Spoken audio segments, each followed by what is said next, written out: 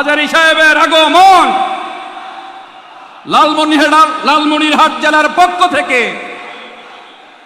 রংপুর বিভাগের পক্ষ থেকে, প্রশাসনের পক্ষ থেকে লিল্লাহে তাকবীর, লিল্লাহে তাকবীর, লিল্লাহে তাকবীর, লিল্লাহে তাকবীর। হাজারী সাহেবের আগমন, হাজারী সাহেবের আগমন। আমি আপনাদের প্রতি অনেক খুশি। আপনারা কেউ দাঁড়াবেন না, আপনারা কেউ দাঁড়াননি, আপনারা নম্র ভদ্রতার পরিচয় দিয়েছেন। কারণ আমরা জানি কিভাবে মেহমানদেরকে আপ্যায়ন করতে হয়, কিভাবে অতিথিদেরকে সম্মান জানাতে হয়, ঠিক কিনা বলেন? আজকে একটা চমৎকার প্রোগ্রাম। ডক্টর মিজানুর রহমান আজহারী হাফিজাহুল্লাহ তিনি যেন অন্যান্য বিভাগে গিয়ে বলতে পারেন, আমি লালমনিরহাট জেলায় গিয়েছিলাম, আমি রংপুর বিভাগে গিয়েছিলাম, রংপুর বিভাগের অন্যতম একটি জেলা লালমনিরহাটে গিয়েছিলাম। কত চমৎকার ভদ্র বিনয়ী তারা। লিল্লাহে তাকবীর, নারায়ে তাকবীর, নারায়ে তাকবীর। হাজারী সাহেবের আগমন লালমনির পক্ষ থেকে, রংপুরের পক্ষ থেকে, লালমনির পক্ষ থেকে হুজুরের আগমন, হুজুরের আগমন।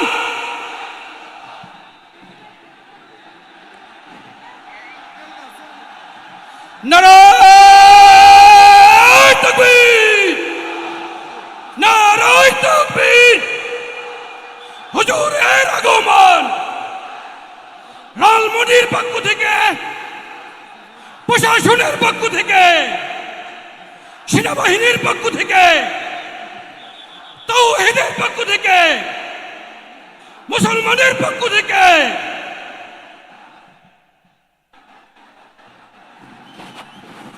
যে সম্মানিত উপস্থিতি তাওহীদি মুসলিম জনতা, আজকের এই ঐতিহাসিক তাফসিরুল কোরআন মাহফিলের প্রধান তাফসির কারক, বিশ্ববিখ্যাত ইসলামিক স্কলার জনাব ডক্টর মিজানুর রহমান আজহারী ইতিমধ্যে এই মঞ্চে অবস্থান করেছেন। লালমনিরহাট জেলার পক্ষ থেকে আমরা অভিনন্দন জানাই, রংপুর বিভাগের পক্ষ থেকে আমরা অভিনন্দন জানাই। ইতিমধ্যে আজকের এই তাফসিরুল কোরআন মাহফিলের সম্মানীয় প্রধান অতিথি, রংপুর বিভাগের সাংগঠনিক সম্পাদক বিএনপি, জেলা বিএনপির সম্মানিত সভাপতি আমার শ্রদ্ধাভাজন স্যার অধ্যক্ষ আসাদুল হাবিব দুলু মহোদয় উপস্থিত হয়েছেন। এই পর্যায়ে সংক্ষিপ্ত আকারে কথা বলার জন্য অনুরোধ করছি আজকের প্রোগ্রামের সম্মানিত প্রধান অতিথি জনাব অধ্যক্ষ আসাদুল হাবিব দুলু স্যারকে।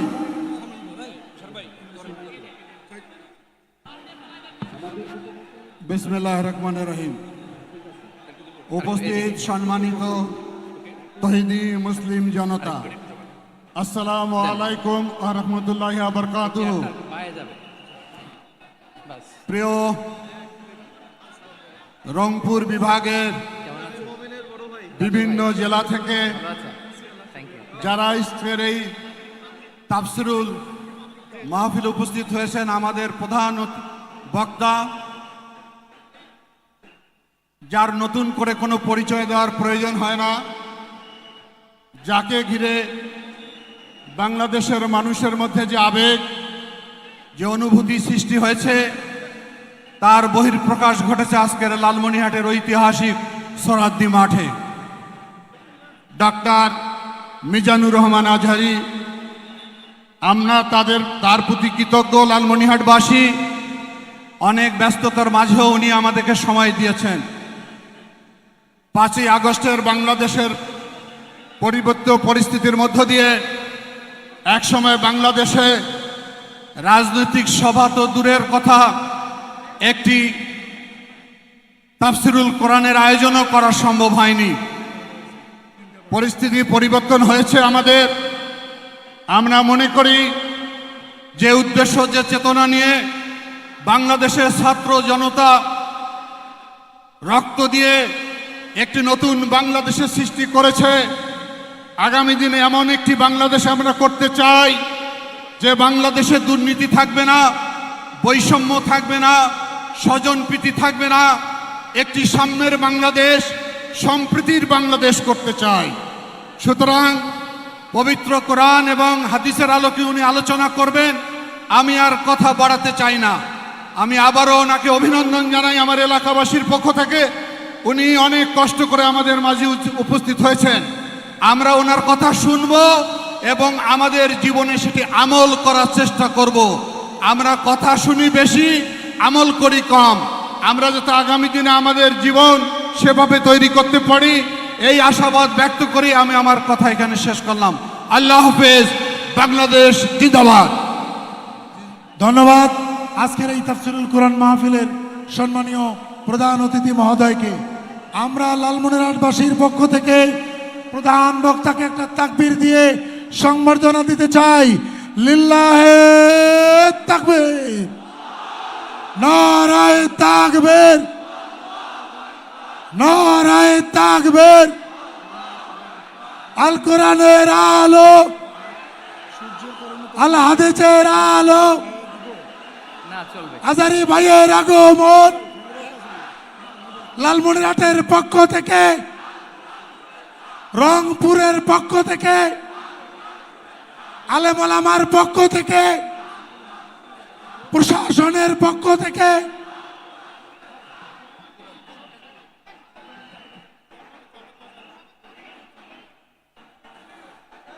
অপেক্ষার পালা শেষ। সবাই বলি আলহামদুলিল্লাহ। হে লালমনিরহাটবাসী, কোন ক্রাইটেরিয়াতে এই প্রোগ্রাম লালমনিরহাট পায় না। আমাদের প্রাচুর্যতা নাই, কিন্তু আমরা যে ভালোবাসতে জানি সেটা প্রমাণ করতে হবে। তৈরি আছি, সেটা হলো এখনই। একজনও থাকবে না যে দাঁড়ায় থাকবে। যে ভালোবাসে বলে দাবি করে সে বসে যাবে। আমি 3 পর্যন্ত গুনবো, দেখি ভালোবাসেন কিনা। 1 2 3, বসে যান। এবার আমরা যে কথা বলবো না, মানসমাতানাদা, মুক্তি সেই পায় যে নীরব থাকে। এবার সবাই আরবি হরফ বলবেন। মিম, যে মিম দিয়ে জান্নাতের তালা খুলবো। মিম। এই শাহাদাত আঙ্গুল ঠোঁটে সবার, ক্যামেরাগুলো আপনাদের দিকে। শাহাদাত আঙ্গুল ঠোঁটে। মিম।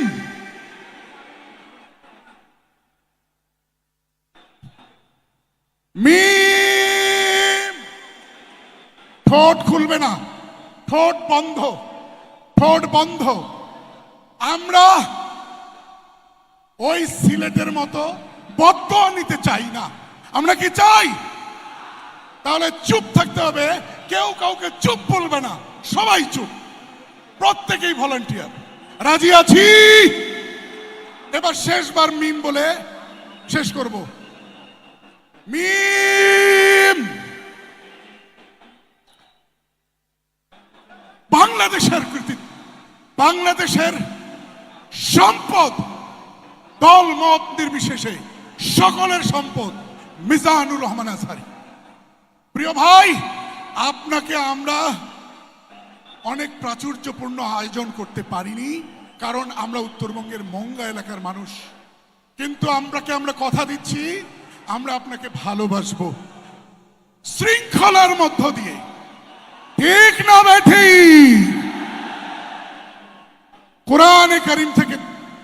কোরআনে কারিম থেকে তাফসীর করার জন্য পেশ করছি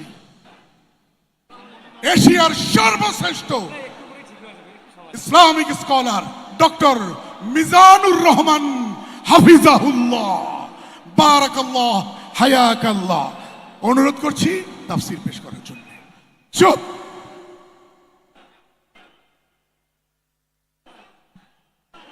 السلام عليكم ورحمة الله وبركاته. إن الحمد لله إن الحمد لله نحمده ونستعينه ونستغفره ونؤمن به ونتوكل عليه ونعوذ بالله من شرور أنفسنا ومن سيئات أعمالنا من يهده الله فلا مضل له ومن يضلل فلا هادي له أي فلن تجد له وليا مرشدا ونشهد أن لا إله إلا الله وحده لا شريك له هو الذي لا ضد له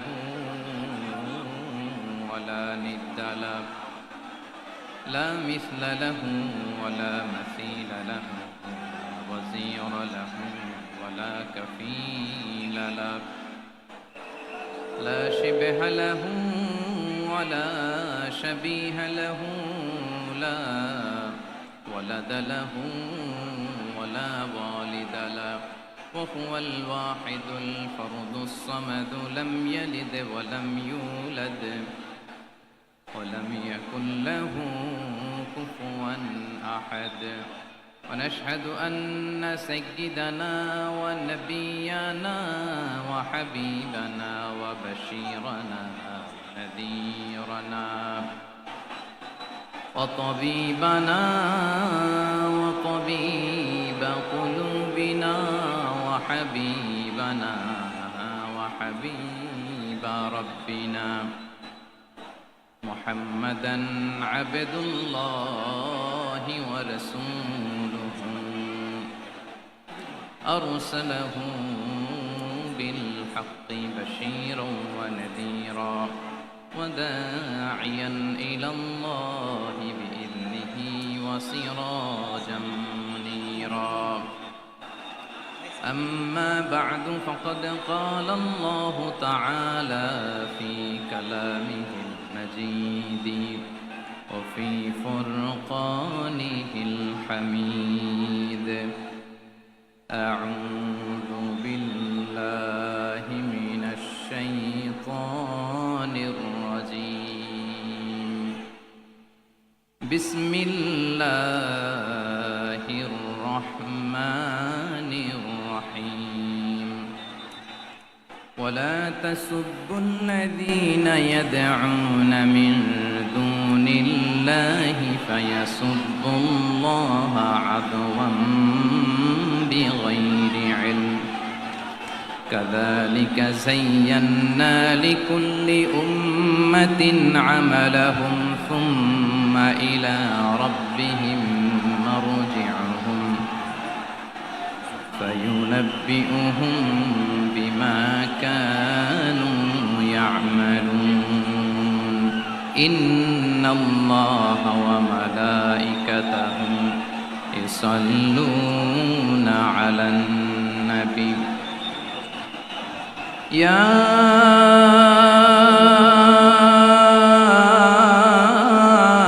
أيها الذين آمنوا صلوا عليه وسلموا تسليما اللهم صل على محمد وعلى آل محمد كما صليت على إبراهيم وعلى آل إبراهيم إنك حميد مجيد اللهم بارك على محمد وعلى آل محمد كما باركت على إبراهيم وعلى آل إبراهيم إنك حميد مجيد সকল প্রশংসার মালিককে সকল ক্ষমতার উৎসকে কেউ যেটা পারে না পারে কে কেউ যেটা দেখে না দেখে কে কেউ যেটা দেয় না দেয় কে সে আল্লাহ রাব্বুল ইজ্জত ওয়াল জালালের দরবারে আমরা শুকর গুজার হচ্ছি আমরা সবাই আওয়াজ করে পড়ে নিচ্ছি কালিমাতুশ শুকর আলহামদুলিল্লাহ গলা ছেড়ে দিয়ে আওয়াজ করে প্রিয় লালমনির হাটের ভাইয়ের আওয়াজ করে সবাই পড়ুন রব্বানা লাকাল হামদ হামদান কাসীরান طيبا مباركا فيه يا ربي لك الحمد كما ينبغي لجلال وجهك وعظيم سلطانك لك الحمد بالإيمان لك الحمد بالإسلام لك الحمد بالقرآن আমরা আল্লাহ রব্বুল ইজ্জা ওয়াল জালালের দরবারে শুকরিয়া জ্ঞাপনের পাশাপাশি আজকের এই প্রোগ্রামের ইন্তেজামিয়া কমিটি ইসলামিক সোসাইটি লালমনিরহাটকে অন্তরের অন্তঃস্থল থেকে ধন্যবাদ জানাতে চাই, শুভেচ্ছা জানাতে চাই। যারা দীর্ঘদিন টানা পরিশ্রম শেষে আজকে লালমনিরহাট জেলায়, যেটা আমার বেসিকলি রংপুর বিভাগের প্রোগ্রাম ছিল, এই ঐতিহাসিক প্রোগ্রামের আয়োজন তারা করেছে, আলহামদুলিল্লাহ। আজকের প্রোগ্রামে সম্মানিত সভাপতি, প্রধান অতিথি, বিশেষ অতিথি, মঞ্চে উপবিষ্ট আপনাদের অত্র এলাকার মা ও মাটির সন্তানেরা, নেতৃবৃন্দ, কমিউনিটি লিডার্স, লালমনিরহাট জেলার সম্মানিত ব্যবসায়ী ভাইয়েরা, চাকরিজীবী ভাইয়েরা, ছাত্র ভাইয়েরা, ভলান্টিয়ার্স ভাইয়েরা এবং লালমনিরহাট জেলা স্টেডিয়ামে অবস্থানরত আমার মা এবং বোনেরা, আমি আপনাদের সবাইকে অন্তরের অন্তঃস্থল থেকে শুভেচ্ছা জানাতে চাই, ধন্যবাদ জানাতে চাই যে আপনারা এত চমৎকার একটি প্রোগ্রামের আয়োজন করেছেন।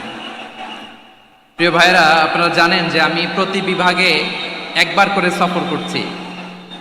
তো সেই সুবাদে রংপুর বিভাগের প্রোগ্রামটা আমি লালমনিরহাটে দিয়েছি এবং আমি আশ্বস্ত হয়েছিলাম যে লালমনিরহাটের প্রোগ্রাম খুবই গোছালো হবে, সুষ্ঠু হবে, শান্ত হবে। সেটার নমুনা আলামত আমি দেখতে পাচ্ছি, আলহামদুলিল্লাহ। সবাই খুবই সুশৃঙ্খল, লক্ষ লক্ষ তাওহীদি জনতা, পেছনে অনেকে জায়গা পায় নাই কিন্তু কোনো আওয়াজ নাই, সবাই দাঁড়িয়ে আছে। এলইডি স্ক্রিন আছে, আপনারা স্ক্রিনে দেখতে পাচ্ছেন, আলহামদুলিল্লাহ। আমি সবাইকে দেখতে পাচ্ছি, মাশাআল্লাহ মাশাআল্লাহ। শান্ত হয়ে আপনারা বসুন, অল্প কিছু সময় কথা বলার সুযোগ আমি পাবো। যেহেতু আমি হেলিকপ্টারে করে এসেছি, হেলিকপ্টারগুলোর আবার একটা পলিসি আছে, সানসেটের আগে, সূর্য ডোবার আগে তাদেরকে এয়ারপোর্টে আবার ল্যান্ড করতে হয়। তো এখানে 3:30টার মধ্যে আমাকে উঠে যেতে হবে। আমি যদি বারবার আপনাদেরকে থামাতে থাকি, শান্ত হতে বলি এবং এগুলোতেই যদি আমরা সময় নষ্ট করে ফেলি, তাহলে এই যে বিশাল মহাসমাবেশ, বিশাল আয়োজন, যেখানে 2-4টা আমি বার্তা দিতে চাই, এগুলো ব্যাহত হবে। লালমনিরহাটের ছেলেরা খুব ভদ্র, শান্তশিষ্ট। আসার পর থেকে আমাকে রিসিভ করা থেকে শুরু করে, স্টেজে আনা থেকে শুরু করে, এবং আলহামদুলিল্লাহ তরুণ জেনজি শ্রোতাদেরকে আমি দেখতে পাচ্ছি, তারা খুবই কোঅপারেটিভ। সহযোগিতা করার, কোঅপারেট করার, অ্যাসিস্ট করার মানসিকতা আমার ভাইদের আছে, আলহামদুলিল্লাহ আলহামদুলিল্লাহ। আমি চাইবো আমরা একটু নীরব, নিস্তব্ধ পরিবেশ তৈরি করার একটু চেষ্টা করব। প্রচণ্ড রোদ, আপনাদের যেমন কষ্ট হচ্ছে আমারও কষ্ট হচ্ছে। ওনারা বলেছিল স্টেজকে সরাবে, উপরে পর্দা দিবে। আমি বললাম দরকার নাই, যে যেই পরিস্থিতিতে আছি আমরা বসি, শান্ত হইতে হবে। এখানে আমি শান্ত হইতে বলবো, ভলান্টিয়ার্সরা মাইক নিয়ে শান্ত হইতে বলবে, আমাদের সম্মানিত উপস্থাপক উনি শান্ত হইতে বলবে। এগুলোর অপেক্ষায় না থেকে নিজ দায়িত্বে আমরা সবাই শান্ত থাকি, যাতে লালমনিরহাটের এই প্রোগ্রাম একটা ইতিহাস হয়ে থাকে বাংলাদেশে, ঠিক কিনা বলেন? যখন আমি সময় দিব, শাউট করতে বলবো, নয়েজ করতে বলবো, তখন নয়েজ করতে হবে আওয়াজ করে। আর যখন কথা বলবো তখন একেবারে চুপ থাকতে হবে, একেবারে চুপ। মাশাআল্লাহ, হ্যাঁ ঠিক আছে, একেবারে চুপচাপ থাকতে হবে। ধুলা উড়ানো যাবে না, সামনে আগানো যাবে না। নিজের সুবিধা, নিরাপত্তা বুঝতে হবে। এটা কোনো রাজনৈতিক সমাবেশ না, এখানে লাফালাফি, চিৎকার চেঁচামেচি, হাত দেখানোর দরকার নাই। হাত দেখানোর পর্ব শেষ। এখানেও ঠান্ডা হয়ে গেছে, মাশাআল্লাহ, হ্যাঁ মাশাআল্লাহ। আমাদের ভলান্টিয়ার্স ভাইরা, আমাদের স্বেচ্ছাসেবক ভাইরা, আইন শৃঙ্খলা রক্ষাকারী ভাইরা অনেক চেষ্টা করতেছে, মাশাআল্লাহ, very good. I am very happy to C this scenario, মাশাআল্লাহ, আলহামদুলিল্লাহ। আমি একটু দেখতে চাই যে রংপুর বিভাগের কে কোন জেলা থেকে আপনারা এসেছেন। কুড়িগ্রাম থেকে কারা এসেছেন দেখি, কুড়িগ্রাম, মাশাআল্লাহ মাশাআল্লাহ। আচ্ছা, গাইবান্ধা জেলার কে আসছেন? গাইবান্ধা, মাশাআল্লাহ। ঠাকুরগাঁও অনেকে আসছেন। দিনাজপুর জেলা থেকে মাশাআল্লাহ। নীলফামারী, ঠিক আছে, ফি আমানিল্লাহ। পঞ্চগড় অনেক আসছে। রংপুর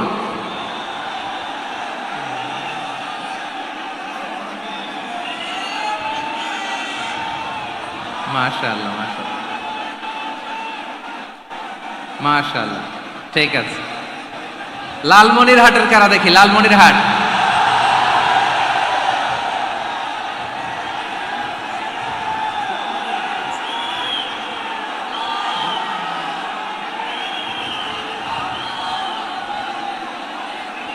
মাশাআল্লাহ মাশাআল্লাহ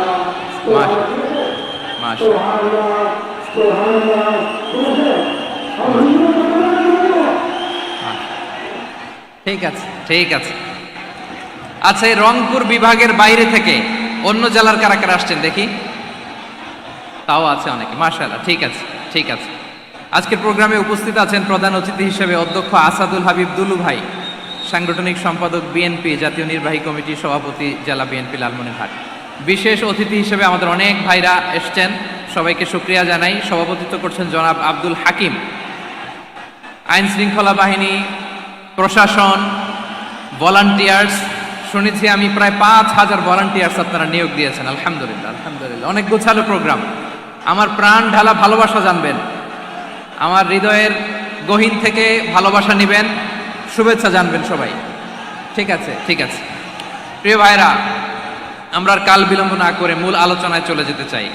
আজকে যে টপিকের উপর আমি কথা বলবো, টপিকটা হচ্ছে peaceful coexistence and communal harmony, শান্তিপূর্ণ সহাবস্থান এবং সাম্প্রদায়িক সম্প্রীতি। আমাদের বাংলাদেশে সাম্প্রদায়িক সম্প্রীতি আছে না নাই? আবহমান কাল থেকে আমরা মুসলিম, হিন্দু, বৌদ্ধ, খ্রিস্টান, পাহাড়ি, নৃগোষ্ঠী মিলেমিশে একাকার, আমরা সবাই মিলে বাংলাদেশ। আওয়াজ করে বলেন ঠিক কিনা? আমাদের পারস্পরিক সম্প্রীতি, ভালোবাসা, সৌহার্দ্যপূর্ণ আচরণ, বোঝাপড়া, এটা বেশ মজবুত। তবে মাঝে মাঝে আমাদের এই সম্প্রীতির ভেতরে অনেকে ফাটল ধরাতে চায়। আমরা যে সুখে আছি, শান্তিতে আছি, এটা অনেকের ভালো লাগে না, ঠিক কিনা বলেন? আমাদের মধ্যে সাম্প্রদায়িক সম্প্রীতি, সৌহার্দ্যপূর্ণ আচরণ, ভালোবাসা, এটা আবহমান কাল ধরে আছে। তার প্রমাণ, আমরা তাফসিরুল মাহফিলের আয়োজন করলে আমাদের হিন্দু ভাইরা ডিস্টার্ব করে না, ঠিক কিনা? এবং আমি যদি বলি হাত তোলেন, হিন্দু ধর্মের কারা কারা এসেছেন, কত শত কত হাজার যে হাত উঠবে, আপনি অবাক হয়ে যাবেন। আমি চাচ্ছি না হাত উঠাতে। খুলনাতে সর্বশেষ যে আমি প্রোগ্রাম করে গেলাম, সেখানে কয়েকশো হিন্দু ভাই আসছে আমাদের আলোচনা শুনতে, আলহামদুলিল্লাহ। অনেক বৌদ্ধরা আসে, অনেক খ্রিস্টানরা আসে। এবার সফরেও অনেক হিন্দু ভাইরা আমার সাথে দেখা করেছে, তারা বলেছে হুজুর আমরা আপনার আলোচনা শুনি, আলহামদুলিল্লাহ বলেন। So it's our responsibility to present our religion to our non-Muslim brothers and sisters. আমাদের অমুসলিম ভাই বোনদের কাছে ইসলামের সৌন্দর্য তুলে ধরা, এটা আমাদের দায়িত্ব। We all are the ambassador of Islam. আমরা প্রত্যেকে দায়িত্বশীল, আমরা প্রত্যেকে এক একজন ইসলামের অ্যাম্বাসেডর, আলহামদুলিল্লাহ বলেন। এজন্য এমন ভাবে দ্য বিউটি অফ ইসলাম, ইসলামের সৌন্দর্য আমাদেরকে ফুটিয়ে তুলতে হবে, যাতে করে নন মুসলিমরা শাহাদা পড়ে, কালিমা পড়ে মুসলমান হয়ে যায়। অনেক নন মুসলিম ভাই বোন আমাদের হাতে শাহাদা পড়ে, কালিমা পড়ে মুসলমান হয়েছে, অনেক। সো আমরা যেন ইসলামের বিউটিটাকে তুলে ধরতে পারি, এবং এই যে সম্প্রীতি, এটাকে যেন আমরা অটুট রাখতে পারি। আদতে বাংলাদেশের ইতিহাস বলে আমাদের দেশে কোনো দাঙ্গা নাই, আছে? লালমনিরহাটের ভাইয়ের আওয়াজ করে বলেন, আমাদের দেশে হিন্দু মুসলিম দাঙ্গা আছে? আমরা ভাই ভাই, আওয়াজ করে বলুন তো, আমরা কি ভাই ভাই? কিন্তু কিছু দুষ্ট লোক আছে, তারা আমাদের সম্পর্কের মধ্যে ফাটল ধরাতে চায়, ঠিক কিনা বলেন? মাঝে মাঝে ঝগড়া লাগাতে চায়, দেখবেন পত্রপত্রিকায় দেখা যায় বিভিন্ন ধর্মীয় উপাসনালয়গুলোতে হামলা চালানো হয়, এগুলো রাজনৈতিক উদ্দেশ্য প্রণোদিত, এগুলোর সাথে ইসলামের কোনো সম্পর্ক নাই। এজন্য এই দুর্বৃত্তদের ব্যাপারে আমাদের সাবধান থাকতে হবে। আমরা সবসময় যেমনি ঐক্যবদ্ধ, ইউনাইটেড, আমরা যদি এরকম ইউনাইটেড থাকি, এই সমস্ত দুর্বৃত্তদের কালো হাত ভেঙে দিতে আমাদের 1 ঘন্টাও লাগবে না। চিল্লায় বলো ঠিক কিনা? আমরা সংঘবদ্ধ থাকবো। এই যে আমাদের পিসফুল কোএক্সিস্টেন্স, শান্তিপূর্ণ সহাবস্থান, হিন্দুরা পূজা করে, যেদিন হিন্দুদের পূজা অনুষ্ঠান আমরা ওই দিন তাফসির মাহফিল করি না, ঠিক কিনা বলেন? যেদিন আমাদের তাফসিরুল কোরআনের প্রোগ্রাম, ওই দিন আমাদের হিন্দু ভাইরা ডিস্টার্ব করে না। সুবহানাল্লাহ। হিন্দুদের পূজা অনুষ্ঠানে মাদ্রাসার ছাত্র যে পাহারা দেয়, গোটা বিশ্বে এরকম দৃষ্টান্ত নজির বিরল, ঠিক কিনা বলেন? আইন শৃঙ্খলা বাহিনীর পাশাপাশি মাদ্রাসার ছাত্ররা যে সেখানে পাহারা দেয়, গোটা পৃথিবীতে এই দৃষ্টান্ত আপনি পাবেন না। মাদ্রাসার ছাত্ররা, তারা তো কোরআনের ধারক, তারা হাদিসের ধারক, তারা কেন মন্দির পাহারা দিবে? এই সম্প্রীতিকে ধরে রাখার জন্য, এই সৌহার্দ্যকে ধরে রাখার জন্য, আমাদের পারস্পরিক ভালোবাসাকে অটুট রাখার জন্য। আওয়াজ করে বলতে হবে ঠিক কিনা? এখন বলেন, আমাদের এই ভালোবাসা অটুট থাক, আমরা চাই কি চাই না? আমরা হিন্দু মুসলিম মিলেমিশে শান্তিপূর্ণ সহাবস্থান, সাম্প্রদায়িক সম্প্রীতি, লালমনিরহাটের ভাইয়ের আওয়াজ করে বলুন, এই সাম্প্রদায়িক সম্প্রীতি আমরা চাই কি চাই না? আল্লাহ এই দেশকে তুমি বরকতময় করো, বাংলাদেশকে তুমি শান্তিময় করো। আওয়াজ করে সবাই বলেন আমিন। এই জায়গাটাতে সামান্য একটু আওয়াজ হচ্ছিল, এটাও থেমে গেছে। আলহামদুলিল্লাহ, আলহামদুলিল্লাহ। এখন একেবারে everything is in my control. মাশাআল্লাহ। ঠিক আছে, আমি মূল আলোচনায় যাই। প্রিয় ভাইরা, আমি বলেছিলাম আমার আলোচনার বিষয় হচ্ছে শান্তিপূর্ণ সহাবস্থান, সাম্প্রদায়িক সম্প্রীতি। আমরা দেখব ইসলাম আমাদেরকে কি কি দিক নির্দেশনা দেয়। শান্ত হইতে হবে। খরগোশের কানের মতো কান দুটো আমার দিকে করে রাখেন। আমি এখনো উঠে যাব, হাত নাড়ায় লাভ নাই, আমি উঠে যাব। তাকায় থাকো আর কান খাড়া, আওয়াজ হবে না। হ্যাঁ, মাশাআল্লাহ, মাশাআল্লাহ, ঠিক আছে। আমরা দেখব যে রাসূল সাল্লাল্লাহু আলাইহি ওয়াসাল্লাম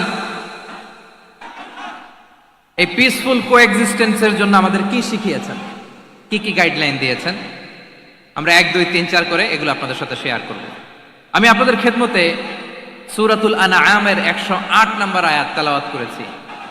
এখানে আল্লাহ রাব্বুল ইজ্জা ওয়াল জালাল তিনি ইরশাদ করছেন, ওয়ালা তাসুব্বুল্লাযীনা ইয়াদউনা মিন দুনিল্লাহি ফায়াসুব্বুল্লাহা আদওয়ান বিগাইরি ইলম কাযালিকা যায়্যান্না লিকুল্লি উম্মাতিন আমালাহুম থুম্মা ইলা রাব্বিহিম মারজিউহুম ফায়ুনাব্বিউহুম বিমা কানু ইয়ামালুন। রব্বুল আলামিন বলেন, গোলাম ও আমার ইমানদার বান্দারা, শোনো শোনো, ও আমার বিশ্বাসী বান্দারা, শোনো শোনো। লা তাসুব্বুল্লাযীনা ইয়াদউনা মিন দুনিল্লাহ ফায়াসুব্বুল্লাহা আদওয়ান বিগাইরি ইলম। ও আমার বিশ্বাসী বান্দারা, যারা আল্লাহকে ব্যতি রেখে, আল্লাহকে বাদ দিয়ে অন্য উপাস্যকে ডাকে, দেবীর পূজা করে, দেবতাদের পূজা করে, তোমরা খবরদার তাদের গালি দিও না। আওয়াজ করে বলেন, কি দিও না? আল্লাহ বলেন, ও বিশ্বাসীরা শোনো, যারা আল্লাহকে বেছে রেখে দেব দেবীর পূজা করে, অন্য উপাস্যের পূজা করে, তাদেরকে ডাকে, ওই দেবতাদেরকে তোমরা গালি দিও না। যদি ওই দেবতাদেরকে গালি দাও, তাহলে ভুলবশত, শত্রুতাবশত তারা তোমাদের রব আল্লাহকে গালি দেবে, ঠিক কিনা? তোমরা যদি তাদের দেবতাদের গালি দাও, ওরা রেগে তোমার আল্লাহরে গালি দিবে, তাহলে আল্লাহরে গালি খাওয়ানোর কারণ হয়ে গেলাম আমি, ঠিক কিনা বলেন?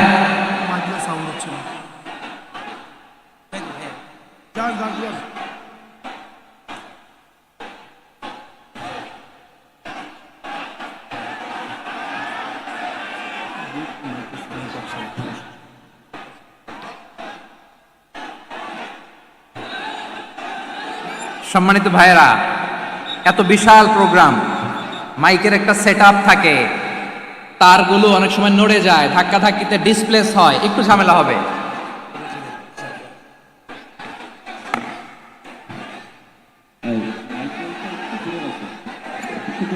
ব্যাস ব্যাস ব্যাস, হ্যাঁ ঠিক ঠিক আছে। একটু একটু সমস্যা হবে মাঝে মাঝে, আপনারা শান্ত থাকলে, শান্ত থাকতে হবে। এইভাবে সাউন্ড নাই, এই নাই, এই বলতে বলতে আমার সময়ও নাই, উঠে যেতে হবে, এগুলো বোকামি। এই বিভাগীয় প্রোগ্রামগুলোতে যাই, চিৎকার চেঁচামেচি করে তোমরা আসো, সময় শেষ আমাকে উঠে যেতে হয়, আমরা তো বঞ্চিত হলাম। গুরুত্বপূর্ণ অনেক কথা শোনাবো তোমাদের, অনেক। প্রিয় ভাইরা, আপনারা শান্ত হয়ে বসুন, শান্ত হয়ে। রব্বুল আলামিন বলেন, খবরদার বিশ্বাসীরা, আল্লাহ ছাড়া যারা অন্যান্য উপাস্যদেরকে ডাকে, দেবতাদেরকে ডাকে, তাদেরকে তোমরা গালি দিও না। ওই সমস্ত দেবতাদেরকে যদি তোমরা গালি দাও তাহলে তারা আল্লাহকে গালি দিবে, ঠিক কিনা বলেন? আমরা দেবতাদের গালি দিলে ওরা আল্লাহকে গালি দিবে। রব্বুল আলামিন বলেন, খবরদার দেবতাদেরকে গালি দিও না, তাহলে ওরা তোমার রব আল্লাহরে গালি দেবে। প্রতিটি জাতির জন্য তাদের কাজকে আমি আল্লাহ সুশোভিত করে রেখেছি, তারা সবাই একদিন আমার কাছেই ফিরে আসবে। এরপর আমি রব্বুল আলামিন তাদের আমলনামা তাদেরকে জানিয়ে দেব। সুবহানাল্লাহ পড়ে। প্রিয় ভাইরা, আল্লাহ তাআলা বলেছেন খবরদার গালি দিও না। আদেশটা কার? আওয়াজ করে বলেন তো। হিন্দুদের দেবতা দেবদেবীদেরকে গালি দেওয়া যাবে না, আওয়াজ করে বলুন প্রিয় ভাইরা, এই আদেশটা কার? এই আপনাদের গলার আওয়াজ। অন্য ধর্মের দেবতাদেরকে যে গালি দেওয়া যাবে না, এই আদেশটা কার? আরো জোরে বলুন, কার? গালি দিবেন কোন দেবতাকে? দিবেন? যদি দেন তাহলে ওরা আল্লাহরে গালি দিবে, তাহলে আল্লাহরে গালি খাওয়াইলো কে? আপনি, ঠিক কিনা বলেন? আমি আল্লাহকে গালি খাওয়ানোর কারণ হলাম, কারণ আমি যদি গালি না দিতাম ওরা আমার রবকে গালি দিত না। আওয়াজ করে বলেন ঠিক কিনা?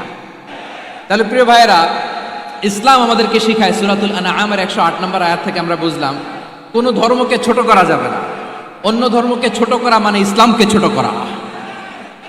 অন্য ধর্মের দেবতাকে গালি দেওয়া মানে আল্লাহকে গালি খাওয়ানো। আওয়াজ করে বলেন ঠিক কিনা? খবরদার, এটা করা যাবে না। আর অন্য ধর্মের দেবতাকে যদি আপনি গালি দেন, ওরা ইসলাম থেকে দূরে সরে যাবে। যাও ইসলামের প্রতি আকৃষ্ট হয়েছিল আর কোনোদিন ইসলামের ধারে কাছে আসবে না। আওয়াজ করে বলেন ঠিক কিনা? এজন্য কখনো কোনোদিন অন্য ধর্মের দেবতাদেরকে গালি দেয়া যাবে না। অন্য ধর্মের কোনো দেবতাদেরকে আমরা গালি দিব না, গালি দিব না, বরং ইসলামের beauty, the beauty of Islam, ইসলামের সৌন্দর্যকে আমরা তুলে ধরব। আমরা যদি বিশ্বনবী সাল্লাল্লাহু আলাইহি ওয়াসাল্লামের জীবনের দিকে তাকাই, তাহলে আমি দেখব বিষ্ণু ইসলাম মক্কাতে কিংবা মদিনাতে অন্য ধর্মের লোকদের সাথে খুব পিসফুলি লাইফ লিড করেছেন। হোক মুশরিক, হোক খ্রিস্টান, হোক ইহুদি, বিশ্বনবী সবার সাথে মিলেমিশে ছিলেন। আলহামদুলিল্লাহ বলেন। ইসলাম হচ্ছে পিসফুল রিলিজিয়ান। অন্য ধর্মের প্রতি সহনশীলতার সবক ইসলাম আমাদেরকে দেয়। কিন্তু প্রতিটি মুসলিমের এটা মনে রাখতে হবে, আল্লাহর কাছে পছন্দনীয় গ্রহণযোগ্য ধর্ম, জীবনাদর্শ একটি, সেটা হচ্ছে ইসলাম। আওয়াজ করে বলেন সেটা কি? লালমনিরহাটের ভাইয়েরা আওয়াজ করে বলুন, আল্লাহর কাছে মনোনীত ধর্ম একটি, সেটা কি? এজন্য রব্বুল আলামিন বলেন, ইন্নাদ-দীনা ইনদাল্লাহিল ইসলাম, আল্লাহর কাছে মনোনীত গ্রহণযোগ্য অ্যাকসেপ্টেড ধর্ম মতাদর্শ একটা, সেটা হলো ইসলাম। ইসলাম ছাড়া অন্য কোনো ধর্ম যদি কেউ তালাশ করে, তার ওই ধর্ম আল্লাহ গ্রহণ করবে না। ওমাই ইয়াবতাগি গায়রাল ইসলামি দীনান ফালাই ইউকবালা মিন ওয়া হুয়া ফিল আখিরাতি মিনাল খাসিরিন।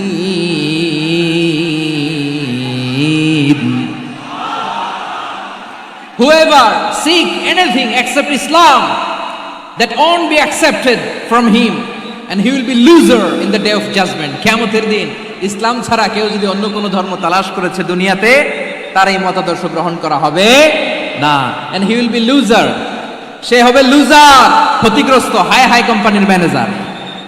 ওর আমও শেষ, সালাও শেষ। আওয়াজ করে বলেন ঠিক কি না? এজন্য ইসলাম পেয়ে আমরা খুশি না বেজার? প্রত্যেক নামাজ শেষে আমরা আল্লাহরে বলি, আল্লাহ রাদিতু বিল্লাহি রাব্বা ওয়া বিল ইসলামি দীনা ওয়া বি মুহাম্মাদিন নাবিয়ান ওয়া রাসূলা। ও আল্লাহ, তোমারে রব হিসেবে পেয়ে আমরা খুশি। ও আল্লাহ, ইসলামকে ধর্ম হিসেবে পেয়ে আমরা খুশি। বিশ্বনবীকে আমাদের রাসূল পেয়ে আমরা খুশি। ঠিক কিনা বলে? ইসলাম ছাড়া অন্য কোনো ধর্ম আমরা গ্রহণ করব না। ঠিক কিনা বলেন? আল্লাহর কাছে অ্যাকসেপ্টেড রিলিজিয়ান একটা, সেটা ইসলাম। তো বিশ্বনবী সাল্লাল্লাহু আলাইহি ওয়াসাল্লাম মক্কাতে কিংবা মদিনাতে খুব পিসফুলি এক্সিস্ট করেছেন, যে কোনো ধর্মের সাথে মিলেমিশে চলেছেন। তার প্রমাণ আমরা যদি রাসূল সাল্লাল্লাহু আলাইহি ওয়াসাল্লামের বায়োগ্রাফির দিকে তাকাই, তাহলে দেখব তিনি মুশরিকদের সাথে পিস ট্রিটি করেছেন, শান্তি চুক্তি, পিস ট্রিটি, পিস এগ্রিমেন্ট। আপনারা হুদাইবিয়ার সন্ধির নাম শুনেছেন? আমার লালমনিরহাটের কলিজার টুকরা ভাইয়েরা, হুদাইবিয়ার সন্ধির নাম আপনারা শোনেন নাই? 6ষ্ঠ হিজরিতে বিষ্ণু ঈসা ইসলাম মুশরিকদের সাথে এই ট্রিটি করেছেন, চুক্তি। কাদের সাথে? মুশরিকদের সাথে। আমরা তো মুসলমান বসতে পারি না, আমরা দুই মুসলিম ভাই একসাথে বসে চা খেতে পারি না, গল্প করতে পারি না। বিষ্ণু ঈসা ইসলাম মুশরিকদের সাথে ট্রিটি করেছেন, হুদাইবিয়ার সন্ধি। এই সন্ধির আগে মক্কা থেকে কেউ মদিনায় যেতে পারে না, মদিনা থেকে কেউ মক্কায় যেতে পারে না। কিন্তু এই সন্ধির পরে ট্রাফিক স্বাভাবিক হয়ে গেল। মক্কার লোকেরা মদিনায় আসতে পারে, মদিনার লোকেরা মক্কায় আসতে পারে। এটাকে বলে সুলহে Hudaybiyyah, the peace agreement of Hudaybiyyah, শান্তি চুক্তি।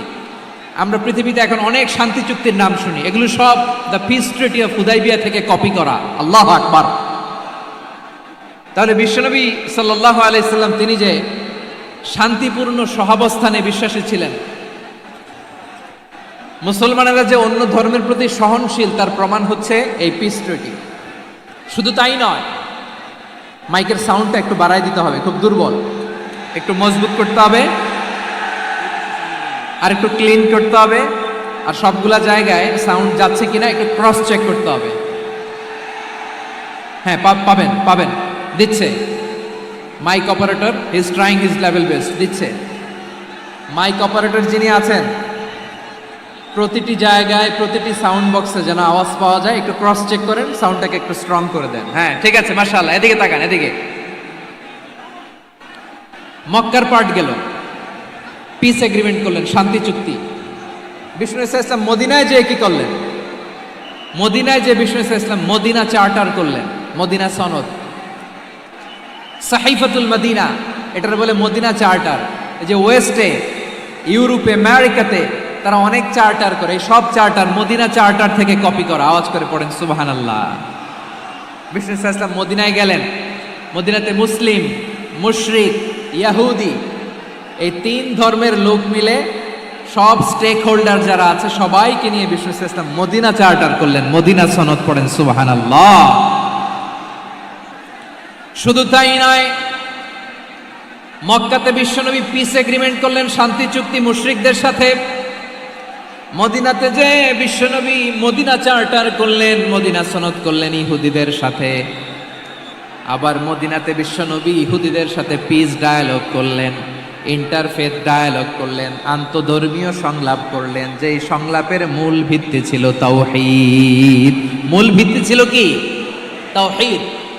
বিশ্বনবী ইহুদিদেরকে ডাকলেন, আহ্বান করলেন, কুল ইয়া আহলাল কিতাবি তাআলাউ ইলা কালিমাতিন সাওয়াইন বাইনানা ওয়া বাইনাকুম আল্লা না'বুদা ইল্লাল্লাহ ওয়া লা নুশরিকা বিহি শাইআন ওয়া লা ইয়াত্তাখিযা বা'দুনা বা'দান আরবাবাম মিন দুনিল্লাহ فإن تولوا فقولوا اشهدوا بأننا مسلمون। সুবহানাল্লাহ পড়েন।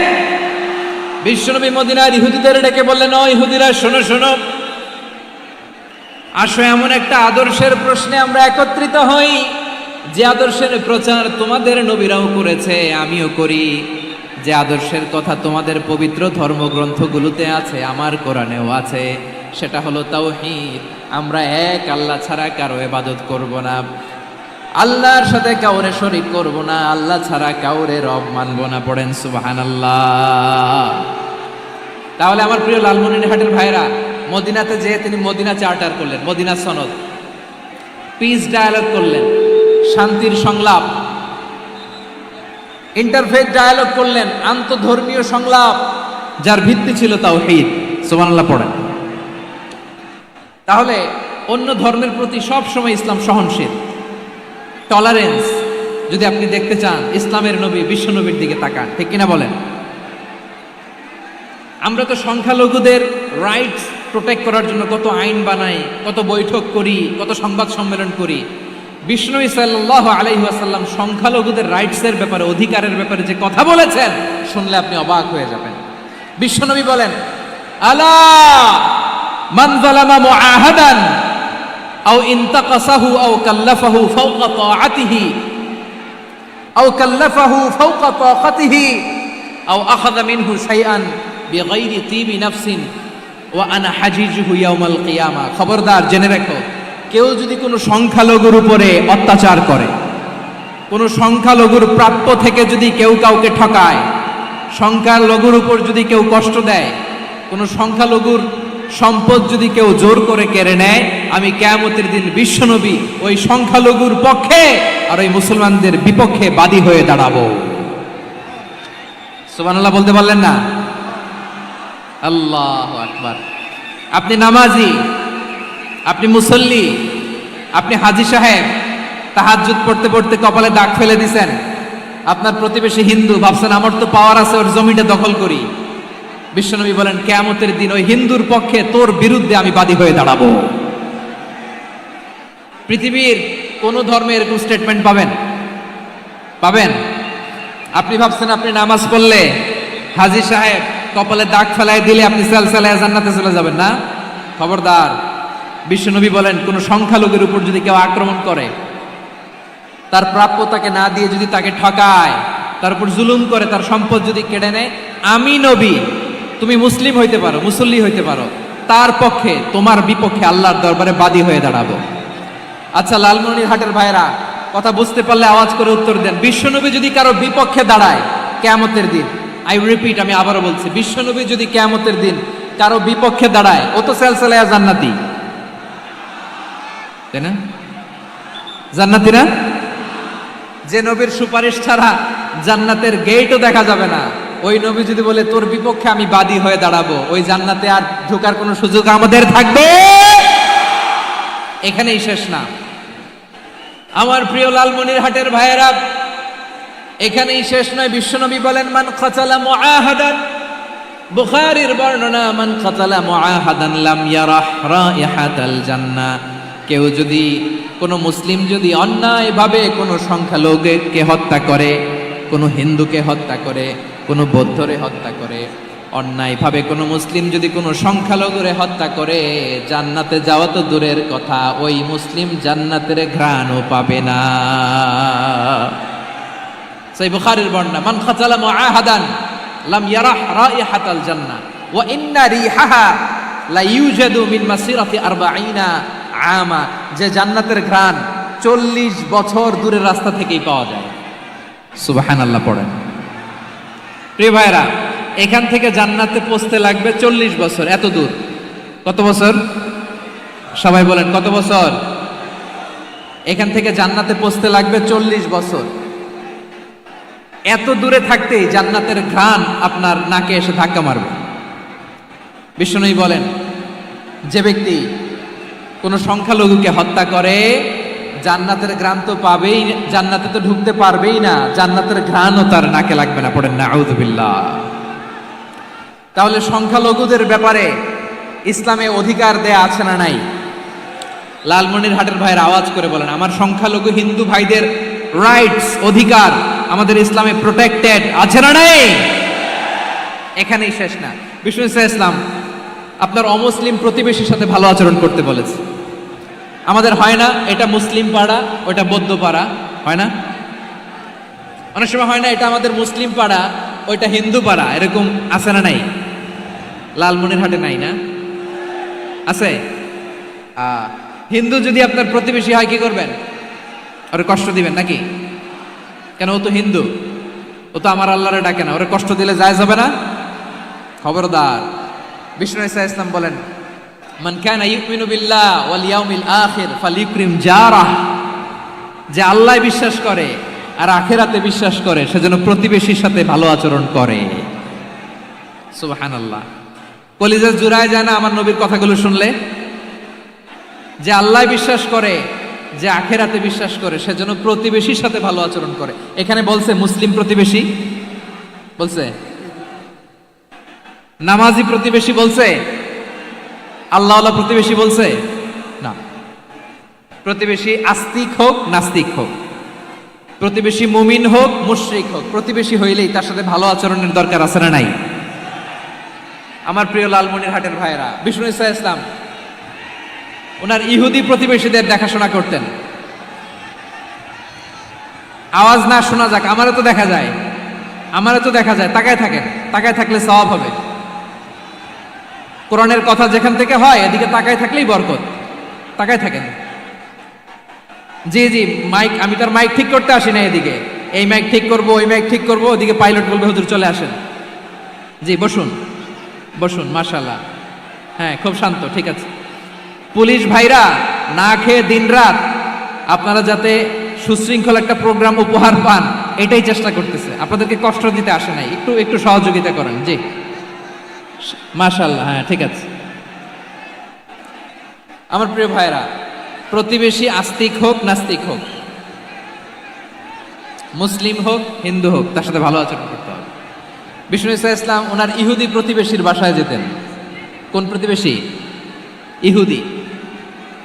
আওয়াজ করে বলেন, কোন প্রতিবেশী? ইহুদি। এক ইহুদি কিশোর বিষ্ণু ইসা ইসলামের খেদমত করতে, ইহুদি ছেলে আমার নবীর খেদমত করতো, তারা ছিল নবীর প্রতিবেশী। তো অনেক দিন হয় ইহুদি ছেলেটা আসে না। বিষ্ণুনবী খোঁজ দিলেন, ঘটনা কি? একটা ইহুদি ছেলে না আমার খেদমতে আসতো, ছেলেটা কই? খোঁজ নিয়ে জানলেন ছেলেটা অসুস্থ। বিষ্ণু ইসা ইসলাম ওই ইহুদির বাড়িতে চলে গেলেন ওই ছেলেটাকে দেখা করার জন্য, ভিজিট করার জন্য। সুবহানাল্লাহ পড়বেন না? গেলেন, যে দেখে ইহুদি ছেলেটা মুমূর্ষ, যান যান যায় যায় ভাব, বিছানায় পড়ে আছে, তার বাবা দাঁড়ানো। বিশ্বনবী তার মাথার পাশে বসলেন, মাথায় হাত বুলিয়ে দিলেন, আর ছেলেটাকে বললেন আসলিম, হে ইহুদি ছেলে আসলিম, ইসলাম ধর্ম গ্রহণ করো। তো ছোট্ট ছেলে ভাবে আমরা ইহুদি, এখন ইসলাম ধর্ম গ্রহণ করলে আব্বা যদি বকা দেয়, ফানাযারা ইলা ওয়াজহি আবি, ছেলেটা তার বাবার চেহারার দিকে তাকালো, দেখি আব্বা কি কয়। আব্বা যদি বলে তাইলে ইসলাম ধর্ম গ্রহণ করবো। ইহুদি ছেলেটা তার বাবার দিকে যখন তাকালো, ওর বাবা বলে আতি আবুল কাসিম, আবুল কাসিম যা বলে তাই করো। আবুল কাসিম হচ্ছে বিষ্ণু ইসা ইসলামের একটা কুনিয়াত, উপনাম। আমার রাসূলের বড় ছেলের নাম ছিল কাসেম। যেমন দেখবেন আমাদের এলাকায় কারো ছেলের বড় ছেলের নাম যদি হয় আব্দুল্লাহ, এরা আব্দুল্লাহর বাপ বলে ডাকে। কারো বড় মেয়ের নাম যদি হয় ফাতেমা, এরা কি ডাকে? ফাতেমার বাপ বলে না? তো বিষ্ণু ইসা ইসলামের বড় ছেলের নাম ছিল কাসেম। ইহুদি বাবা বলল আতি আবুল কাসেম, আবুল কাসেম যা বলে তাই শোনো, মানে মোহাম্মদ যা বলে তাই শোনো। এই কথা শুনে ছেলে সাহস পাইছে, ছেলে আবার পড়তে আরম্ভ করলো আশহাদু আল্লাহ ইলাহা ইল্লাল্লাহ ও আশহাদু আন্না মুহাম্মাদার রাসূলুল্লাহ, পড়েন আল্লাহু আকবার। বিশ্বনবীর আহ্বান শুনে ওই আহ্বানে সাড়া দিয়ে ইহুদি ছেলে শাহাদা পড়ে মুসলমান হয়ে গেল। তার হৃদয়টারে ইমানের নূর দিয়ে আলোকিত করে দিল কে? প্রিয় ভাইরা, এবার রাসূল সাল্লাল্লাহু আলাইহি ওয়াসাল্লাম বের হয়ে আসলেন ঘর থেকে, আর বললেন আলহামদুলিল্লাহিল্লাযী আনকাযাহু মিনান নার, প্রশংসা সে আল্লাহর যে আল্লাহ জাহান্নামে চলে যাচ্ছিল প্রায় এমন একটা লোককে মুহূর্তের মধ্যে কালেমায়ে শাহাদাতের বদৌলতে জান্নাতি বানায় দিলেন। আওয়াজ করে পড়েন সুবহানাল্লাহ। এই হাদিস থেকে আমরা কি শিখলাম? What is the moral of the story?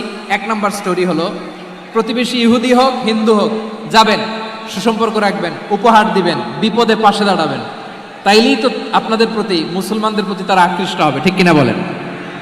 আপনি যদি হিন্দুদের সাথে বৌদ্ধদের সাথে নাই মিশেন, নাস্তিকের কাছে নাই যান, তো ইসলামের সৌন্দর্যটা ওরা বুঝবে কেমনে? আমার অনেক হিন্দু পরিচিত ভাই আছে, ওরা আমাদের ইফতারির প্রোগ্রামে এসে একসাথে ইফতারি করে।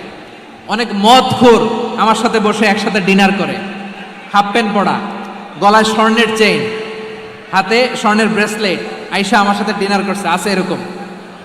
গাঁজাখোর, আমি বলে আসো, welcome welcome to my dinner, আসো বসো, বসলেই তো আমি ওর ডিএনএ, চিন্তার ডিএনএ চেঞ্জ করে দেওয়ার সুযোগ পাবো, চিল্লায় বলো ঠিক কি না?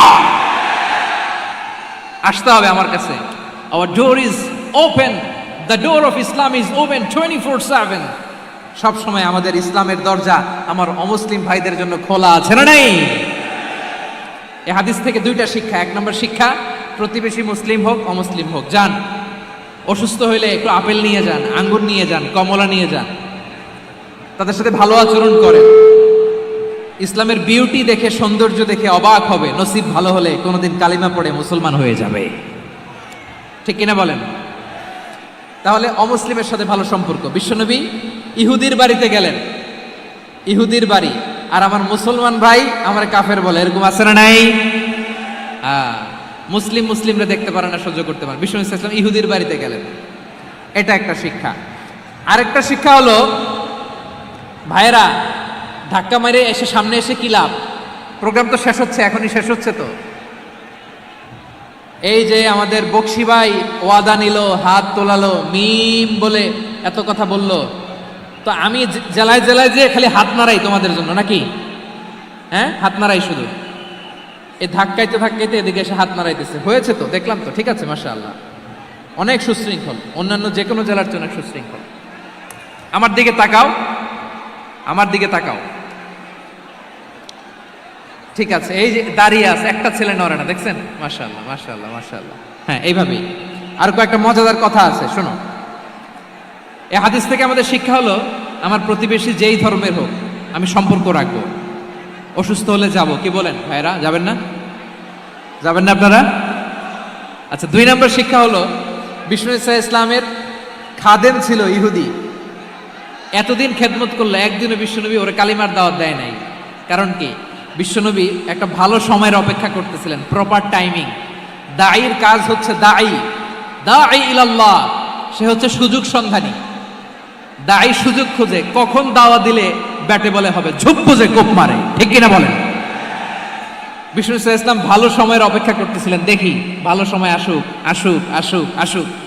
আস্তে আস্তে এমন সময় আসছে, ছেলে এবার মুমূর্ষ। অসুস্থ ব্যক্তির হৃদয় অত্যন্ত নরম থাকে, হসপিটালে যখন কেউ যায় তার হৃদয়টা বড্ড নরম থাকে, মৃত্যুর ভয়ে তার অন্তরটা নরম থাকে, ঠিক কিনা বলেন? এই প্রপার টাইমিং এর অপেক্ষা করতেছিলেন। যখনই টাইমিং পেয়েছেন, দাওয়াত দিলেন, পড়ো লা ইলাহা ইল্লাল্লাহ, সুবহানাল্লাহ পড়েন সবাই। তাহলে ইসলাম অমুসলিম প্রতিবেশীর সাথে ভালো আচরণ করতে বলে। ইসলাম অমুসলিম মাতা পিতার সাথেও ভালো আচরণ করতে বলে। মাতা পিতা যদি অমুসলিম হয়, তারা ফেলে দিতে পারবেন? পারবেন? পারবেন? আমার লালমনিরহাটের ভাইয়েরা, অনেক হিন্দু ছেলে আমাদের হাতে শাহাদা পড়ে মুসলিম হয়, কিন্তু ওর মা মুসলমান হয় নাই, বাবাও হয় নাই, এরকম আছে না নাই? তো ও হয়েছে মুসলিম, মা বাপ হিন্দু, এখন মা বাপ কি বাদ? হ্যাঁ, মা বাপ বাদ দেয়া যাবে? যেই মা আপনার 9 মাস 8 মাস পেটে ধারণ করলো, আপনার মায়ের নার ছেঁড়া ধন, আপনি ওই মারে বাদ দিতে পারবেন? যে মায়ের বুকের তাজা দুধ খেয়ে আপনি আজকে বাড়ন্ত তাজা তরতাজা, ওই মারে বাদ দেয়া যাবে? মায়ের এক ধারে দুধের দাম, কাটিয়া গায়ের চাম, পাপুষ বানাইলেও ঋণের শোধ হবে না, এমন দরদি ভাবে কেউ হবে না আমার মাহাগো। মায়ের এক ধারে দুধের দাম, কাটিয়া গায়ের চাম, পাপুষ বানাইলেও ঋণের শোধ হবে না, এমন দরদি ভাবে কেউ হবে না আমার মাহাগো, ঠিক কিনা? মাকে তো বাদ দেওয়া যায় না। وقضى ربك ألا تعبدوا إلا إياه وبالوالدين إحسانا। আল্লাহ বলে, অবধারিত 2টা ভার্ডিক্ট তোমাদের জন্য, এক আল্লাহর ইবাদত করবা আর মা বাবার প্রতি ইহসান করবা। আদেশটা কার? মা বাবার প্রতি ইহসান করতে হবে। আমার মা হিন্দু হোক, ভালো আচরণ করতে হবে, বৌদ্ধ হোক, ভালো আচরণ করতে হবে। আমার যে সমস্ত হিন্দু ভাইয়েরা মুসলিম হয়েছে, তোমাদের মা বাবা এখনো মুসলমান হয় নাই, তাদের সাথে ভালো আচরণ করতে হবে আপনাদের। খেদমত নিজে করতে হবে অথবা খেদমতের ব্যবস্থা করাই দিতে হবে। মান্থলি যে খরচ লাগে এটা দিতে হবে। আরে তুমি এখন মুসলিম, তোমার মা বাবা হিন্দু, এখনই তো সুযোগ ইসলামের সৌন্দর্য দেখানো। এখন মা বাবা যদি দেখে আরে এটা হিন্দু থাকতে তো বদমাইশ ছিল, বেয়াদব ছিল, কি এমন ধর্ম সে গ্রহণ করলো যেটা গ্রহণের সাথে সাথে সে পাল্টে গেল? কি এমন ধর্ম সে গ্রহণ করেছে যেটা তার জীবনকে আলোকিত করে দিয়েছে? নসিব ভালো হইলে তারাও কালিমা পড়ে মুসলমান হয়ে যাবে। বিষ্ণু ইসা ইসলামের স্ত্রীর নাম ছিল আয়েশা রাদিয়াল্লাহু তাআলা আনহা, আবু বকর রাদিয়াল্লাহু তাআলা আনহুর মেয়ে। আবু বকর রাদিয়াল্লাহু তাআলা আনহুর আরেক মেয়ের নাম হচ্ছে আসমা। কি নাম? দুজনই আবু বকর রাদিয়াল্লাহু তাআলা আনহুর মেয়ে, আসমা আর আয়েশা। নাম দুটো কেমন লাগে? আসমা নামটা কেমন লাগে? আয়েশা নামটা কেমন লাগে? সবার ভালো লাগে নাই? নাম দুটো আপনাদের ভালো লাগে? লালমনিরহাটে অনাগত যদি কন্যা সন্তান হয়, যদি মনে চায় আসমা রেখে দিতে পারবেন, যদি মনে চায় আয়েশা রেখে দিয়েন। দেশে বিদেশে এয়ারপোর্টে রাস্তাঘাটে শুধু বলে হুজুর একটা নাম দেন, আমার ছেলের একটা নাম দেন, মেয়ের একটা নাম দেন। তো আমার মনে আছে যশোরের আবদিনের মাহফিলে আমি একটা দুইটা নাম দিয়েছিলাম। আজকে লালমনিরহাটের এই প্রোগ্রামে কন্যা সন্তান যদি হয় দুটা নাম দিলাম, আসমা কিংবা আয়েশা। ইনশাআল্লাহ পড়েন। দুজন বোন, এক মায়ের না, বাবা এক মা দুজন। আয়েশা রাদিয়াল্লাহু তাআলা আনহার মায়ের নাম উম্মে রুমান, আর আসমা রাদিয়াল্লাহু তাআলা আনহার মায়ের নাম কুতাইলা বিনতে আব্দুল উজ্জা। আবু বকর রাদিয়াল্লাহু তাআলা আনহু 4টা বিয়ে করেছিলেন। তো একই ঘটনা ঘটেছে এই ফ্যামিলিতে। আসমা ইসলাম ধর্ম গ্রহণ করে মুসলিমা, কিন্তু তার মা কুতাইলা মুশরিকা। আই রিপিট, বোঝার জন্য আমি আবারও বলি, আসমা রাদিয়াল্লাহু তাআলা আনহা মুসলিমা, আর আসমার মা কুতাইলা, আওয়াজ করে বুঝে থাকলে বলেন, আসমার মা মুশরিকা। তার মানে মেয়ে মুসলিম, মা অমুসলিম। ভেজাল আছে না নাই? কিন্তু কুতাইলা আর ধৈর্য ধারণ করতে পারে না। নার ছেড়া ধন, কলিজার টুকরা ধন, কলিজার টুকরা সন্তান আসমারে দেখতে বড্ড মন চায়। সাইয়েদনা আসমা রাদিয়াল্লাহু তাআলা আনহা মক্কা থেকে হিজরত করে মদিনায় চলে গেলেন। হুদাইবিয়ার পর যখন মক্কা মদিনার ট্রাফিক স্বাভাবিক হলো, মক্কার লোক মদিনায় যায়, মদিনার লোক মক্কায় আসে। কুতাইলা কলিজার টুকরা সন্তান আসমারে দেখার জন্য কিছু উপহার নিয়ে বিশাল মরুপথ পাড়ি দিয়ে মক্কা থেকে মদিনায় যায়। সুবহানাল্লাহ বলেন। এখন মা আসছে মেয়ের সাথে দেখা করতে, মেয়ে তো আর দেখা দেয় না। মেয়ে ভাবছে আমার মা তো মুশরিকা, অপবিত্রা, তার সাথে কি দেখা দেয়া যাবে? বিশ্বনবীর দরবারে চলে গেলেন। সুবহানাল্লাহ বলেন। কি সৌভাগ্যবান ছিল তারা, মাসলা জানার দরকার হলেই নবীর দরবারে চলে যেত। ঘরে বউয়ের সাথে ঝগড়া হলে নবীর দরবারে চলে যেত। অনেক সাহাবী বলে আমার পেটে ক্ষুধা লাগলো আমি নবীর কাছে চলে যেতাম, কারণ নবীর চেহারার দিকে তাকালেই আমার পেটের ক্ষুধা মিটে যেত। সাইয়েদনা আসমা রাদিয়াল্লাহু তাআলা আনহা বিশ্বনবীর কাছে চলে গেলেন, যে বললেন ইয়া রাসূলুল্লাহ ইয়া হাবিবাল্লাহ ইন্না উম্মি কাদিমাতুন ইলাইয়া ওয়া হিয়া রাগিবা। আমার মা মক্কা থেকে অনেক দূর মরুর পথ পাড়ি দিয়ে উপহার সামগ্রী নিয়ে মদিনায় আমার সাথে দেখা করতে এসেছে গো নবী। আমার জানতে বড্ড ইচ্ছে হয় আমি আমার মুশরিকা মায়ের সাথে একটু দেখা করতে পারবো কিনা।